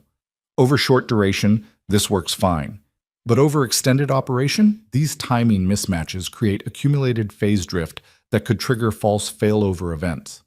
Patricia frowned, leaning forward to study the display. "Wait, the monitoring protocol samples both processors every 30 milliseconds? According to the specifications, yes. But that means..." She pulled up something on her own tablet, fingers flying across the screen. "Oh no, oh, that's bad." David's posture had changed from defensive to focused. "Show me the long-duration simulation." Caleb displayed the data. After 72 hours of continuous operation, the false discrepancy rate reached 12%. After a week, it was over 30%. After a month, the monitoring system was essentially useless, flagging so many phantom issues that real problems would be indistinguishable from noise. The room was silent except for the hum of the ventilation system. "How did we miss this?" one of the other engineers muttered. "Because we never ran simulations beyond 48 hours, David said quietly. His face had gone pale.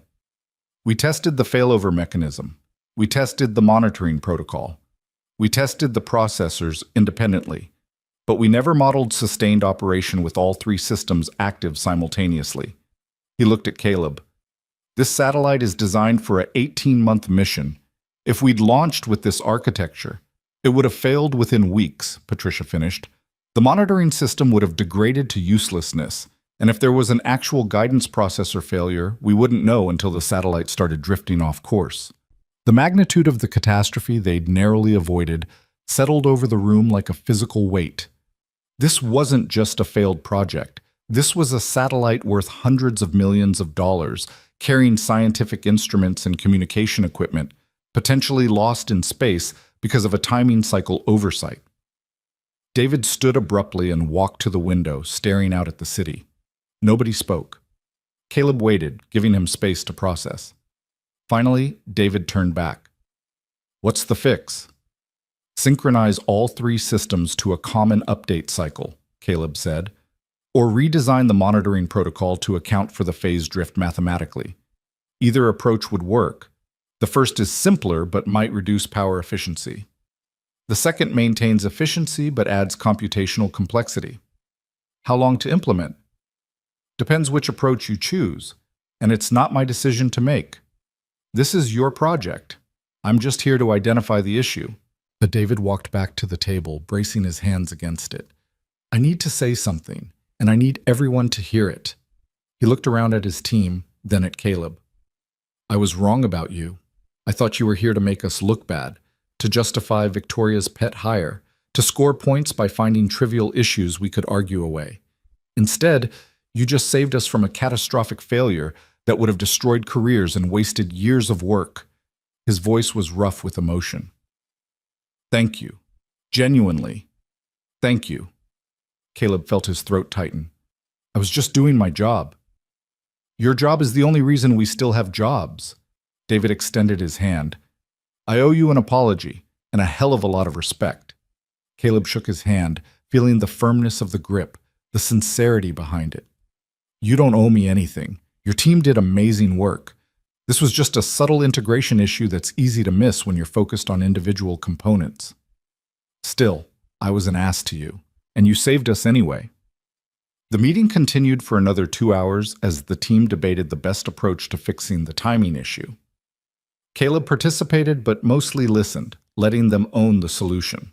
By the end, they'd decided on a hybrid approach, synchronizing the processors to a common 40-millisecond cycle while adding mathematical drift compensation to the monitoring protocol as a backup safeguard. When the meeting finally broke up, Patricia approached Caleb. "Can I ask you something? How did you even think to check the timing cycles? Most people would focus on the algorithms or the hardware specs." Caleb thought about that. "I guess I just look at systems differently. I don't see individual components. I see relationships, data flows, timing dependencies, the way different parts interact over time."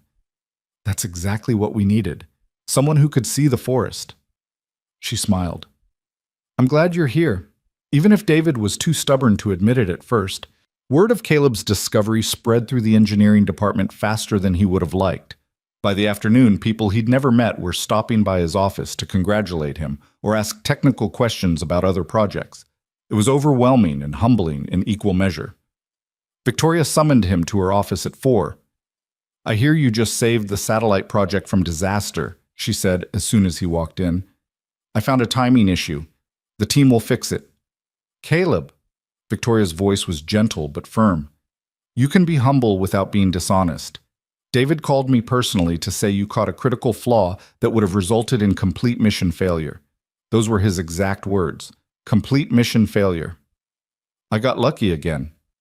Twice in 2 weeks isn't luck, it's skill." She gestured for him to sit. "How are you adjusting? Is the work-life balance working out?" "So far, yes. I've been home every day by 3:30. Owen and I have been doing his science fair project in the evenings. It feels sustainable." "Good, because I want to expand your role. Not your hours," she added quickly, seeing his expression, "but your scope. I want you reviewing all major projects at critical integration points. You have a gift for seeing failure modes before they manifest. That's invaluable. What if I don't find issues in every project? What if the satellite thing was just unusual? Then you confirm the work is solid and give teams confidence to proceed. That's still valuable." Victoria leaned forward. "But between us, I think you're going to find issues. Not because the engineers are incompetent, but because integration failures are subtle and insidious. They hide in the gaps between specializations, and you're uniquely qualified to spot them." Caleb left her office feeling the weight of new expectations. He was no longer just trying to prove he could do the job. He was becoming essential to how Helios operated. It was both exhilarating and terrifying. That evening, Owen wanted to hear every detail about the satellite project. They sat at the kitchen table while Caleb tried to explain timing cycles and phase drift in terms an 8-year-old could understand. "So basically, they were running on different clocks and didn't realize it would cause problems?" Owen asked. "Exactly. Like if we tried to meet up but my watch was 5 minutes fast and yours was 5 minutes slow. At first it seems fine, but over time we'd keep missing each other." "That's actually pretty simple. How did all those engineers not see it?" "Because they were focused on making sure each clock worked perfectly. Nobody was thinking about how the clocks related to each other." Owen nodded seriously. "You're good at the relating part, at seeing how things connect." "I guess I am. Is that because of Mom? Because you had to learn how to connect things when she was sick? Like connecting doctor stuff and home stuff and me stuff all at once?" The observation hit Caleb like a physical blow. He stared at his son, amazed and heartbroken by the insight. "Maybe. I never thought about it that way. Mrs. Chen says hard things teach us stuff. She says her husband dying taught her to appreciate small moments. Maybe Mom being sick taught you to see connections other people miss." Caleb pulled Owen into a hug, holding him tight. "You're too smart for your own good. You know that?" "I know," Owen said, his voice muffled against Caleb's chest. "It's genetic." Over the next 2 weeks, Caleb reviewed 3 more projects. He found minor issues in 2 of them, nothing catastrophic, but optimization opportunities that improved performance and reliability. The 3rd project was solid. And he told the team exactly that, earning their gratitude for not inventing problems where none existed. His reputation grew. Engineers started seeking his input voluntarily, asking him to review designs before committing to major decisions. He became known as someone who could be trusted to give honest feedback without ego or politics, who celebrated good work as readily as he identified flaws. But the real test came when Victoria assigned him to review the autonomous vehicle guidance platform, a joint project with a major automotive manufacturer that represented Helios's expansion into civilian markets. The project lead was a woman named Dr. Sarah Winters, and the coincidence of her first name made Caleb's chest ache every time he heard it. He met with her team on a Wednesday morning. Dr. Winters was intense and brilliant, with a rapid-fire speaking style that suggested her thoughts moved faster than her words could capture them. She walked Caleb through the vehicle guidance architecture with the confidence of someone who'd dedicated years to perfecting it. The core innovation is distributed processing, she explained, displaying a complex diagram. Instead of a central guidance computer, we have 6 independent processors distributed throughout the vehicle. Each handles a specific domain: visual recognition, radar interpretation, route planning, collision avoidance, passenger comfort optimization, and system health monitoring. They communicate via a high-speed mesh network, sharing data and coordinating decisions in real time. It was elegant, sophisticated, and potentially dangerous in ways Caleb needed time to fully understand. He spent a week studying the system, running simulations, modeling edge cases. The distributed architecture was brilliant for redundancy and processing power, but it created communication complexity that centralized systems didn't face. What happened if the mesh network experienced partial failure? What if some processors could communicate but others couldn't? How did the system handle conflicting recommendations from different domains? The specifications addressed these scenarios, but the solutions felt incomplete. Caleb dug deeper, eventually discovering what he'd feared: a category of network failure that the system couldn't handle gracefully. If the collision avoidance processor lost connection to exactly 3 other processors in a specific pattern, it would default to maximum caution mode. Simultaneously, if the route planning processor lost connection to the same 3 processors, it would default to maximum efficiency mode, assuming other systems were monitoring for hazards. In that specific scenario, the vehicle would try to navigate with maximum speed while the collision avoidance system tried to stop it. The conflicting commands would create erratic behavior, alternating acceleration and braking that could cause accidents or, at minimum, trigger motion sickness in passengers. Caleb brought his findings to Dr. Winters on a Monday morning, requesting a private meeting before presenting to the full team. She listened to his explanation with increasing alarm. "What's the probability of this specific failure pattern?" she asked when he finished. "Low. Maybe 1 in 10,000 network disruptions. But over millions of vehicles in operation over years, it becomes inevitable." "And when it happens?" "Best case, the vehicle behaves erratically until the network recovers or a manual override engages. Worst case, it causes an accident." Dr. Winters closed her eyes. "We're scheduled to begin road testing in 3 weeks. The automotive manufacturer has committed billions to this partnership. If I tell them we need to delay for a redesign, I'm not telling you to delay. I'm telling you about a failure mode you need to address. How and when you address it is your decision." She opened her eyes, looking at him with something between gratitude and resentment. "You're making this very difficult." "I know. I'm sorry." "Don't be. You're doing exactly what Victoria hired you to do." Dr. Winters stood and paced to her office window. "The fix isn't simple, is it?" "No, you need to redesign the fail-safe protocols to account for partial network failures with conflicting defaults. That requires changing the core communication architecture, which affects every processor, every domain, every integration point." She turned back to face him. "Weeks of work, maybe months." "Probably, but it's necessary." Dr. Winters was quiet for a long time. Then she picked up her phone and called someone. "This is Sarah Winters. I need to schedule a meeting with the automotive partnership team, today if possible. We have a critical safety issue that needs to be addressed before road testing." She listened, then said firmly, "I understand they're not going to be happy, But they'll be a lot less happy if we discover this problem after vehicles are on the road. Make it happen." After she hung up, she looked at Caleb with exhausted respect. "I should hate you right now. You just torpedoed months of careful scheduling and political negotiation, but instead I'm grateful, because you're right, this could have killed people." "I wish I'd been wrong." "Me too." She managed a small smile. "But you weren't, and now we get to do the hard work of fixing it. Welcome to the team, Mr. Moore. You've earned your salary twice over." That evening, Caleb got home to find Owen in tears at the kitchen table, his science fair project scattered in pieces. Hey, what happened?"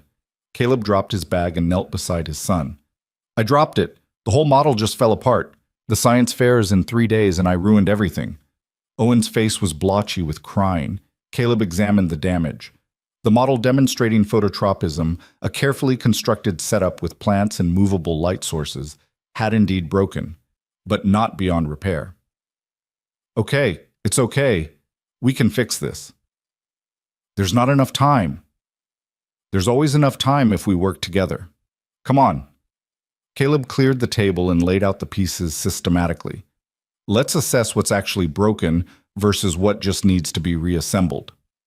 They worked side by side for the next 2 hours, carefully reconstructing the model. Owen's tears dried as they progressed, replaced by focused determination. Caleb showed him how to reinforce the weak joints, how to test stability before adding the next component, how to turn a disaster into an opportunity for improvement. "There," Caleb said finally, "actually stronger than before." Owen tested the mechanism, moving the light source and watching the plant model respond. "It works. It really works." "Of course it does. We're a good team." Owen hugged him fiercely. "Thanks, Dad. I thought it was completely ruined." "Nothing's ever completely ruined. Sometimes things breaking is how we learn to build them better." Later, after Owen was asleep, Caleb sat in his living room thinking about that statement, about things breaking and learning to build better, about Sarah's death shattering the life he'd built, and how he'd spent 3 years trying to survive in the wreckage instead of rebuilding, about how he was finally learning to build again. Not the same structure that was gone forever, but something new, something that honored what he'd lost while creating space for what might still be possible. His phone buzzed. A text from Victoria. "Heard about the autonomous vehicle issue. Sarah Winters says you may have saved lives. The partnership team isn't happy about the delay, but they understand it's necessary. Well done." Caleb stared at the message for a long time. Well done. 2 simple words that meant he was doing more than surviving. He was contributing, making a difference, using skills he'd thought were buried forever. He typed a response. "Just doing the job. Thanks for the opportunity." But what he really wanted to say was, "Thank you for seeing me when I'd made myself invisible. Thank you for refusing to let me stay small. Thank you for believing I could be both a father and an engineer when I'd convinced myself those things were mutually exclusive." He sent the simple response instead and put his phone away. Outside, Seattle glittered in the darkness, alive with possibility. And inside his small apartment, surrounded by his son's science project, and the quiet evidence of a life being rebuilt piece by careful piece, Caleb Moore allowed himself to believe that broken things really could become stronger than they were before. 3 months into his new role, Caleb stood in the back of the auditorium, watching Owen present his phototropism project to a panel of science fair judges. The model worked flawlessly, the miniature plant responding to the light source exactly as designed. Owen's presentation was confident and clear, explaining the biological mechanisms with the precision of someone who'd practiced dozens of times in front of his father. When Owen finished, one of the judges asked, "Did you have help building this?" Owen nodded. "My dad helped me rebuild it after I dropped it, but the idea was mine, and he taught me that when things break, you can make them stronger than before." The judge smiled and made a note on her clipboard. Caleb felt pride swell in his chest so powerfully it almost hurt. This was what mattered, not the engineering triumphs or the projects saved. This moment, watching his son stand tall and speak with confidence about work they'd done together. Owen won second place in his age category. On the drive home, he held the ribbon like it was made of gold, talking nonstop about the other projects and which ones he thought deserved awards. Caleb listened, offering observations and celebrating Owen's achievement, feeling more present than he had in years. But that presence was being tested in ways he hadn't anticipated. The success of his integration reviews had made him increasingly valuable to Helios, and with value came pressure. Victoria wanted him involved in more projects. Teams sought his input on decisions large and small. His flexible schedule was becoming less flexible as meeting requests multiplied. The tension came to a head on a Thursday afternoon when Marcus called an emergency meeting about a critical satellite deployment scheduled for the following week. Caleb was supposed to pick up Owen from school in 20 minutes. "I can't stay," Caleb said, gathering his things. "I have to get Owen." "This will only take an hour," Marcus said. "The launch window is firm. We need your review before final approval." "Then you'll have it tomorrow morning, but I can't miss pickup." Marcus looked frustrated. "Caleb, I understand your commitments, but this is a billion-dollar satellite. An hour of your time could prevent catastrophic failure. And being unreliable for my son could cause damage no amount of money can fix." Caleb stood firm. "Tomorrow morning, first thing. I'll work late tonight after Owen's asleep if necessary, but I'm not breaking my promise to him." He left the conference room aware of the eyes following him, the whispered conversations about whether the genius engineer was too inflexible, too unavailable when it truly mattered. The doubt crept in during the drive to Owen's school. Was he being selfish? Was he prioritizing his own need to be present over work that actually affected people's lives and livelihoods? Owen climbed into the car, chattering about a math test he'd aced. Caleb pushed the doubts aside and focused on his son, asking questions and celebrating the small victory. Later that night, after Owen was asleep, Caleb reviewed the satellite deployment specifications until 2 a.m, finding and documenting 3 potential issues that needed addressing before launch. He sent his analysis to Marcus at 2:15 with a note. "Review complete. Available to discuss at 7 a.m. if needed. And I'm sorry for leaving abruptly, but I'm not sorry for the choice." Marcus's response came at 6 the next morning. "Don't apologize. You were right. We adjusted the meeting and found solutions to all 3 issues you identified. The satellite is sound, and your son is lucky to have a father who keeps his promises." The words helped, but the underlying tension remained. Caleb was walking a tightrope between 2 equally important commitments, and he knew eventually something would have to give. That breaking point arrived in the form of an opportunity he'd never expected. Victoria called him into her office on a Monday morning with an expression that was part excitement and part apology. "I've been approached by the Department of Defense," she said without preamble. "They want to offer you a position as Chief Systems Architect for a classified aerospace project. It's the kind of opportunity that comes once in a lifetime." Caleb felt his stomach drop. "I'm not interested." "I told them you'd say that, but they insisted I at least present the offer." She slid a folder across her desk. "The salary is triple what you're making here. Full government benefits. And most importantly, they're willing to structure the role around your parenting schedule. Remote work, flexible hours, childcare support. They've done their homework on you, Caleb. They know what you need." "Then they should also know I walked away from this world for a reason." That was different. That was when your wife was dying, and you had to choose between her and your career. Victoria's voice was gentle. "Sarah's gone. Owen is older, more independent, and this project could advance aerospace technology by a decade. They specifically requested you because of your integration expertise. Apparently, word of your work here has reached some very influential people." Caleb opened the folder despite himself. The project details were heavily redacted, but the scope was clear. Next-generation satellite systems with implications for both civilian and defense applications. The kind of work he'd dreamed about early in his career, before life had taught him that dreams could be crushed by tragedy. "I don't belong in that world anymore," he said quietly. "Why not? Because you chose to be a father first? That doesn't disqualify you from significant work. If anything, it qualifies you better. You understand priorities. You understand sacrifice. You understand that the most important systems aren't technological, they're human." "Victoria, I'm not trying to get rid of you. Selfishly, I want you to stay at Helios. You've become essential to how we operate." She leaned forward.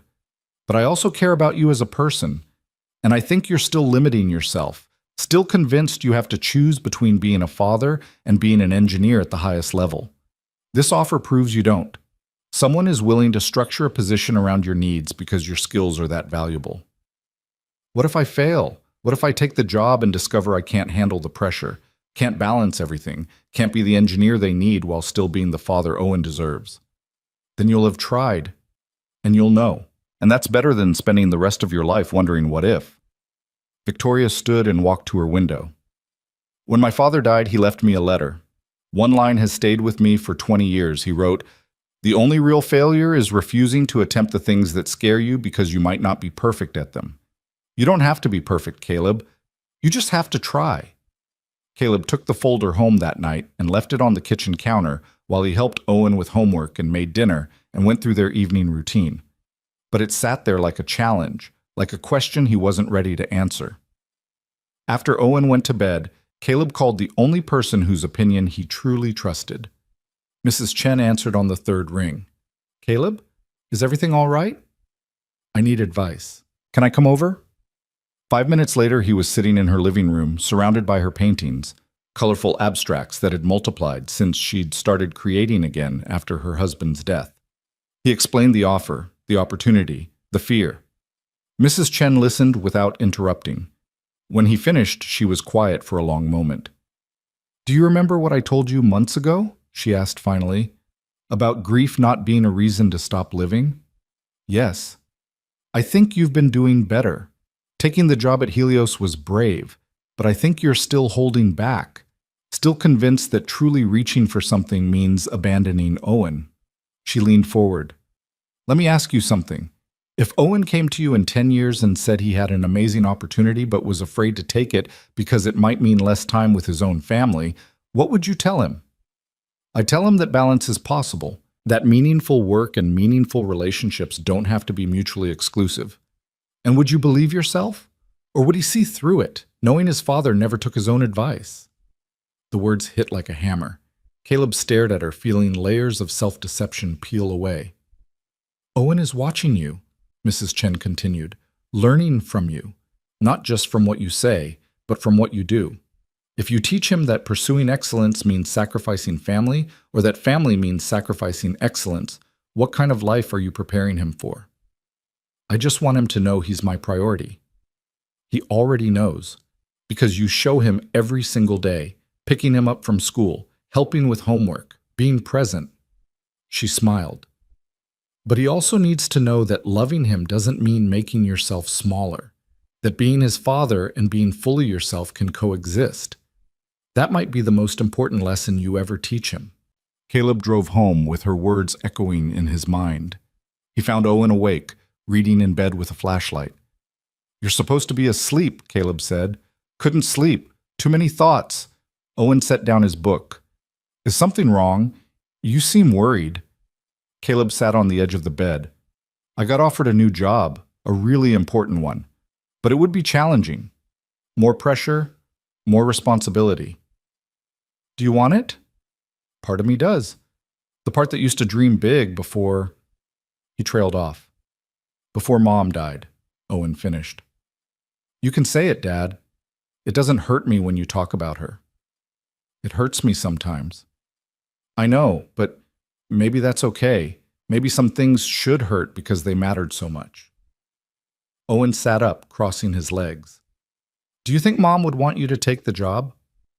Caleb thought about Sarah, about her fierce belief in his capabilities, about the way she'd encouraged his ambitions even when it meant less time together. "Yeah, she would push me to take it. She always believed I could do more than I thought I could." "Then maybe you should listen to her, even if she's not here to say it herself." "What about you? How would you feel if I was busier, more stressed, less available sometimes?" Owen considered this seriously. "I'd feel proud, because my dad would be doing something important, and I'd still know I mattered because you always keep your promises. You always pick me up from school. You always help with homework. You're always there when I really need you." He reached out and took Caleb's hand. "I don't need you every second of every day, Dad. I just need to know that when it counts, you'll be there. And you always are." Caleb pulled his son into a hug, overwhelmed by the wisdom and maturity Owen showed. 8 years old and already understanding what Caleb had struggled with for years. That presence wasn't about constant availability, but about showing up for the moments that truly mattered. "When did you get so smart?" Caleb asked, his voice rough with emotion. "I told you. Good genetics." The next morning, Caleb called the Department of Defense contact listed in the folder. The conversation was brief and professional. He accepted the position with clear conditions about his schedule and priorities. They agreed without hesitation, confirming Victoria's assessment that his skills were valuable enough to accommodate his needs. Then he went to Victoria's office and gave his notice, though not in the traditional sense. "I'm taking the Defense Department position," he told her. "But I want you to know that working here changed my life. You saw something in me when I'd made myself invisible. You refused to let me stay small. You gave me the chance to remember who I was while learning who I could become." Victoria smiled, though her eyes were slightly damp. "You did that yourself. I just opened the door. You walked through it. Still, thank you for everything. Thank you for saving my company multiple times." She stood and extended her hand. "Stay in touch. And if the Defense Department doesn't treat you right, you always have a home here." Caleb's last day at Helios Dynamics fell on a Friday. The engineering department threw him a goodbye lunch, and the number of people who showed up surprised him. David Armstrong gave a speech about how Caleb had taught him that ego was the enemy of excellence. Dr. Sarah Winters thanked him for preventing catastrophic failures with grace and humility. Jennifer Kwan admitted she'd been wrong to doubt him initially, but the moment that meant the most came from Mitchell, the junior engineer whose monitoring loop had started everything. He approached Caleb after the speeches, looking nervous. "I just wanted to say that the way you handled my mistake changed how I think about engineering," Mitchell said. "You could have made me feel incompetent. Instead, you made me feel like someone with potential who'd made an instructive error. That's the kind of engineer I want to be, the kind of leader I want to be." "You already are," Caleb said. "Keep asking questions. Keep trying to add value. Keep learning from mistakes instead of hiding them. You're going to do great things." That evening, Caleb and Owen celebrated with pizza and a movie. Halfway through, Owen paused it and turned to his father. "Are you scared about the new job?" "Terrified." "Good. Mrs. Chen says being scared means you're doing something that matters." "Mrs. Chen is full of wisdom." "I know. She says she learned it from making mistakes and living long enough to fix them." Owen smiled. "You're going to be great, Dad. I know it." "How can you be so sure?" "Because you're my dad, and my dad is really good at fixing things, even when they seem completely broken." Caleb's new position began the following Monday. The work was indeed challenging, complex aerospace systems that pushed the boundaries of current technology. But the structure they'd promised held true. He worked from home 3 days a week, came into the secure facility for meetings and critical reviews the other 2 days, and maintained his schedule of picking up Owen from school every single day. The projects he contributed to were classified, so he couldn't share specifics even with Owen. But he could share the feeling of intellectual challenge, the satisfaction of solving complex problems, the sense that his work mattered in tangible ways.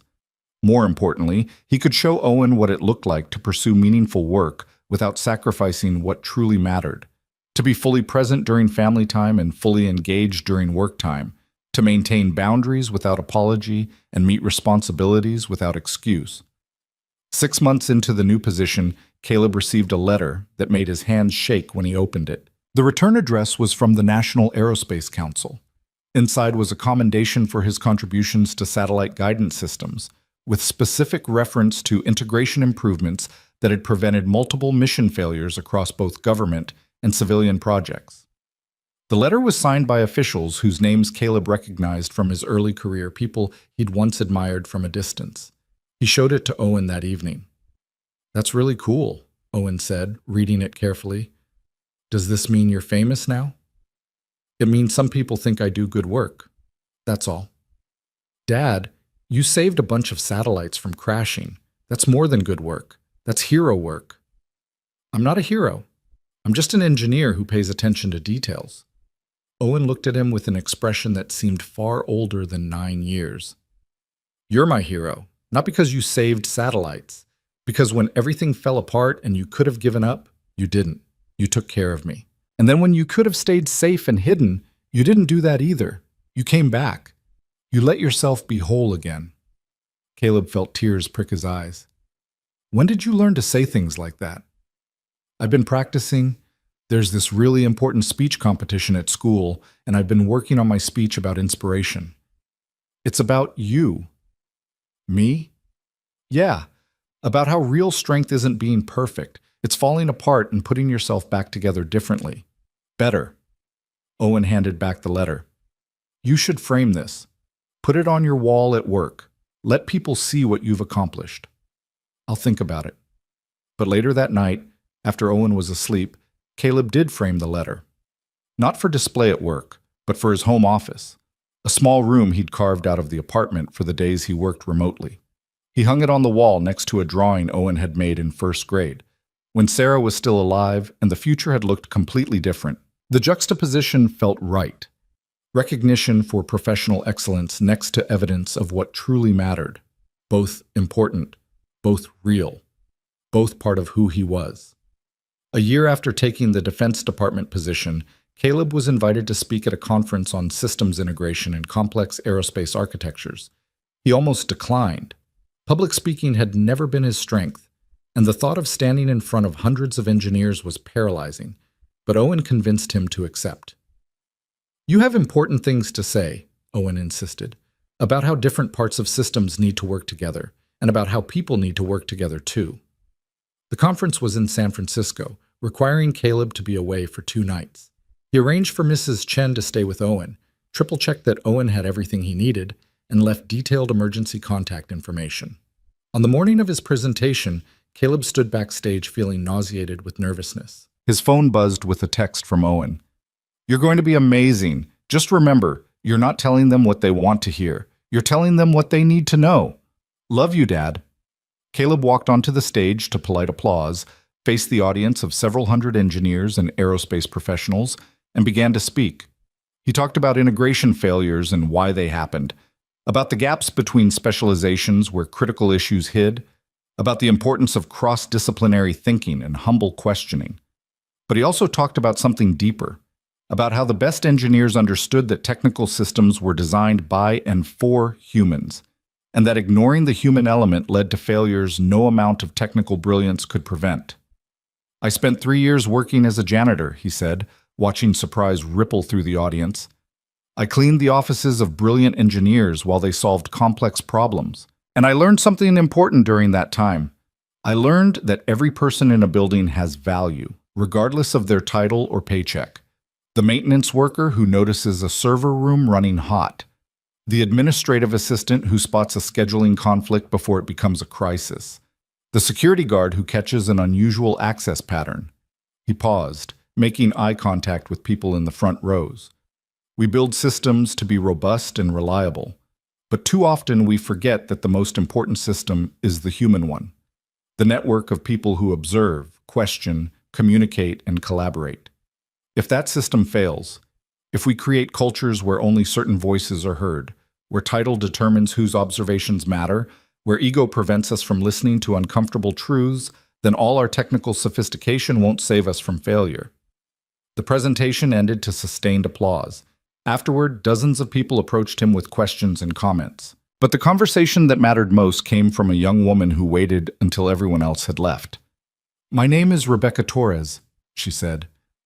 I'm a junior engineer at a major contractor, and I've been feeling invisible for 2 years, like my observations don't matter because I'm new and young and haven't earned the right to speak up. Tears gathered in her eyes. Your talk made me realize that visibility isn't something people grant you. It's something you claim by having the courage to speak up when you see something that matters. Caleb felt his throat tighten. You're absolutely right.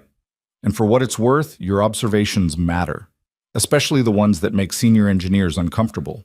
Those are usually the most important. Thank you for the presentation and for being honest about your own journey. It helps to know that even brilliant engineers sometimes have to remember their own value. Flying home that evening, Caleb reflected on how far he'd come from the man who'd knocked on that conference room door 16 months ago. He'd been so certain then that visibility meant vulnerability, that mattering to people beyond his son meant risking the stability they'd built together. Now he understood that the opposite was true. Hiding himself, making himself small, had been the real risk, not to his stability, but to his wholeness.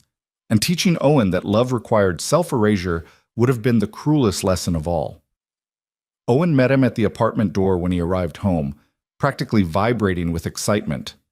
How'd it go? Did they love it? Did you tell them about being a janitor? I did, and they seemed to appreciate it.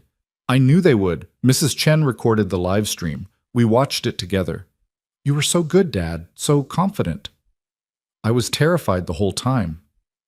Being brave and being scared are the same thing. That's what you taught me. Owen hugged him tightly. I'm really proud of you. Those words, from his 9-year-old son, meant more than any professional accolade could ever match. The years that followed brought continued growth and change. Owen grew from a boy into a young man, his interests expanding from science fair projects to robotics competitions to dreams of studying aerospace engineering himself. Caleb's career flourished, his reputation as someone who could see system-level failures before they manifested, leading to consulting opportunities and advisory positions. But the real measure of success wasn't in projects saved or recognition earned. It was in the life they'd built together, father and son, both whole, both growing, both showing up fully for each other and for themselves. On Owen's 16th birthday, they stood together in front of Sarah's grave for the first time in years. Caleb had avoided this place, the pain too raw, the loss too immediate, but Owen had asked to visit and Caleb had agreed. I wish she could see you now, Caleb said quietly, looking at the simple headstone. You'd make her so proud. She can see us, Owen said.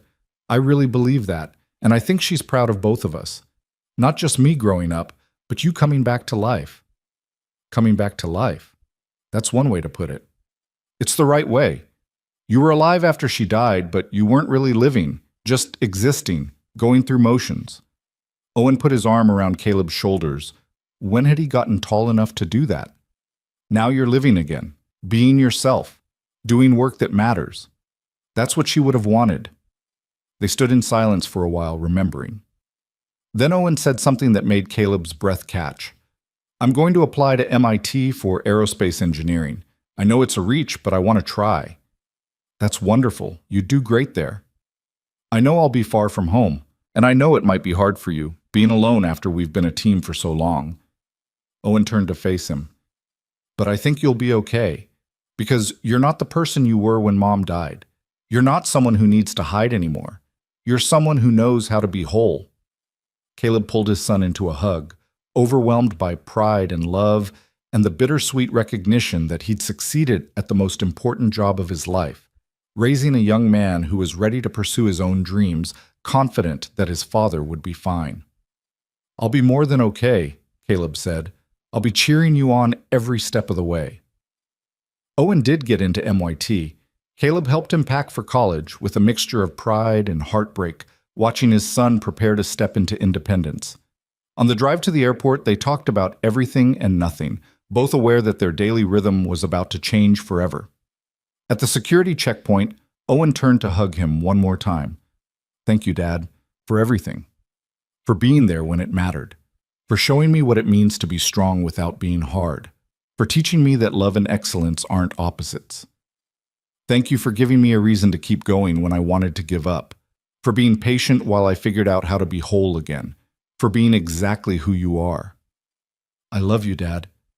I love you too, Owen. So much. Caleb watched his son walk through security, turn back one more time to wave, then disappear into the crowd of travelers. He stood there for a long time, feeling the weight of 18 years of single parenthood lift and settle into something different, not lighter, but transformed into pride and accomplishment and trust that he'd done his job well. Driving home alone, Caleb thought about the journey that had brought him here. From aerospace engineer to broken widower, to invisible janitor, to integration architect, to father, sending his son off to pursue dreams that echoed his own. The path had been circuitous and painful and surprising, but it had led him to this moment of bittersweet completion. His phone rang, Victoria Hale calling from a number he still had saved. I heard Owen got into MIT, she said. Congratulations, you must be incredibly proud. I am, terrified and proud in equal measure. That means you did it right. The goal was never to keep him dependent. It was to help him become independent. Victoria paused. Listen, I'm calling because I have a proposition. Helios is expanding our aerospace division, and I want you to head it. Not as a reviewer, but as a leader. Building teams, setting vision, mentoring the next generation of engineers. Caleb smiled. You never stop trying, do you? Not when I see potential being underutilized. You've spent years preventing failures. Maybe it's time to create successes, to build something instead of just protecting what others have built. Let me think about it. Take all the time you need. But Caleb, whatever you decide, know that you've already succeeded at the thing that matters most. Owen is remarkable, and that's because you showed him what it looks like to be fully human, flawed and growing and courageous enough to change. After they hung up, Caleb sat in his car outside his apartment building, thinking about Victoria's offer, about building instead of protecting, about leading instead of consulting, about the next chapter of a life that had already been rewritten more times than he'd thought possible. He thought about Sarah, who'd believed in his capabilities even when he couldn't see them himself, about Owen, who'd given him purpose when grief had threatened to consume him, about Mrs. Chen and Victoria and all the people who'd refused to let him stay invisible when visibility felt like vulnerability. And he thought about the man he'd become, not the engineer he'd been before tragedy struck, and not the broken janitor who'd pushed a cleaning cart through the halls of Helios Dynamics, but someone new. Someone who'd learned that wholeness wasn't about being unbroken, but about putting the pieces back together in new configurations. Someone who understood that the most important integrations weren't technological, but human. Someone who'd discovered that choosing love didn't mean abandoning purpose, and pursuing excellence didn't require sacrificing what truly mattered. Caleb picked up his phone and called Victoria back. I'll take the position, he said, on one condition. Name it. I want to create mentorship programs for people who feel invisible. Administrative staff, maintenance workers, junior engineers, anyone who has insights but doesn't feel heard. If I'm going to lead a division, I want to build a culture where everyone's observations matter. Victoria laughed, a sound of pure delight. You're going to revolutionize how we operate, aren't you? I'm going to try. That's all any of us can do. Caleb walked into his empty apartment, truly empty now, without Owen's presence filling the spaces, and looked around at the life they'd built together. The photos on the walls, the chess set on the table, the evidence of 18 years spent showing up, being present, choosing love over ambition, and then learning that love could include ambition. On his desk sat the framed commendation from the National Aerospace Council, next to Owen's first-grade drawing, next to a photo of Sarah holding newborn Owen in the hospital. A triptych of past and present, loss and growth, the person he'd been and the person he'd become. Caleb sat down at his desk and opened his laptop. He had work to do, a division to build, a culture to change, a future to create that honored everything he'd learned from being invisible and everything he'd gained from allowing himself to be seen again. Outside his window, Seattle glowed in the twilight, alive with possibility. And inside his apartment, surrounded by the quiet evidence of a life rebuilt piece by careful piece, Caleb Moore began to write the vision statement for his new division. It started with a simple premise, that the best systems were built by people who understood that everyone had value, that visibility was a right, not a privilege, and that the measure of true leadership was whether you lifted others up or kept them small. He wrote late into the night, fueled by coffee and purpose, and the deep satisfaction of knowing that broken things really could become stronger than they were before. That grief didn't have to be the end of the story. That choosing to be whole again wasn't betraying what you'd lost, but honoring it. And that the invisible janitor who'd once pushed a cleaning cart through the halls of Helios Dynamics had always been an engineer at heart. He just needed to remember that using his gifts didn't mean abandoning his love, and that the greatest integration of all was learning to be both a father and fully himself. The story didn't end with a grand gesture or a dramatic transformation. It ended the way real growth always ends, with a person sitting alone in a quiet room doing work that mattered, knowing they'd be there tomorrow to pick up where they'd left off, showing up not because they had to, but because they'd finally understood that presence and purpose could coexist, that love and excellence weren't opposites, that you could be whole, and that sometimes the greatest act of courage wasn't saving a billion-dollar company or preventing catastrophic failure. It was simply allowing yourself to matter again.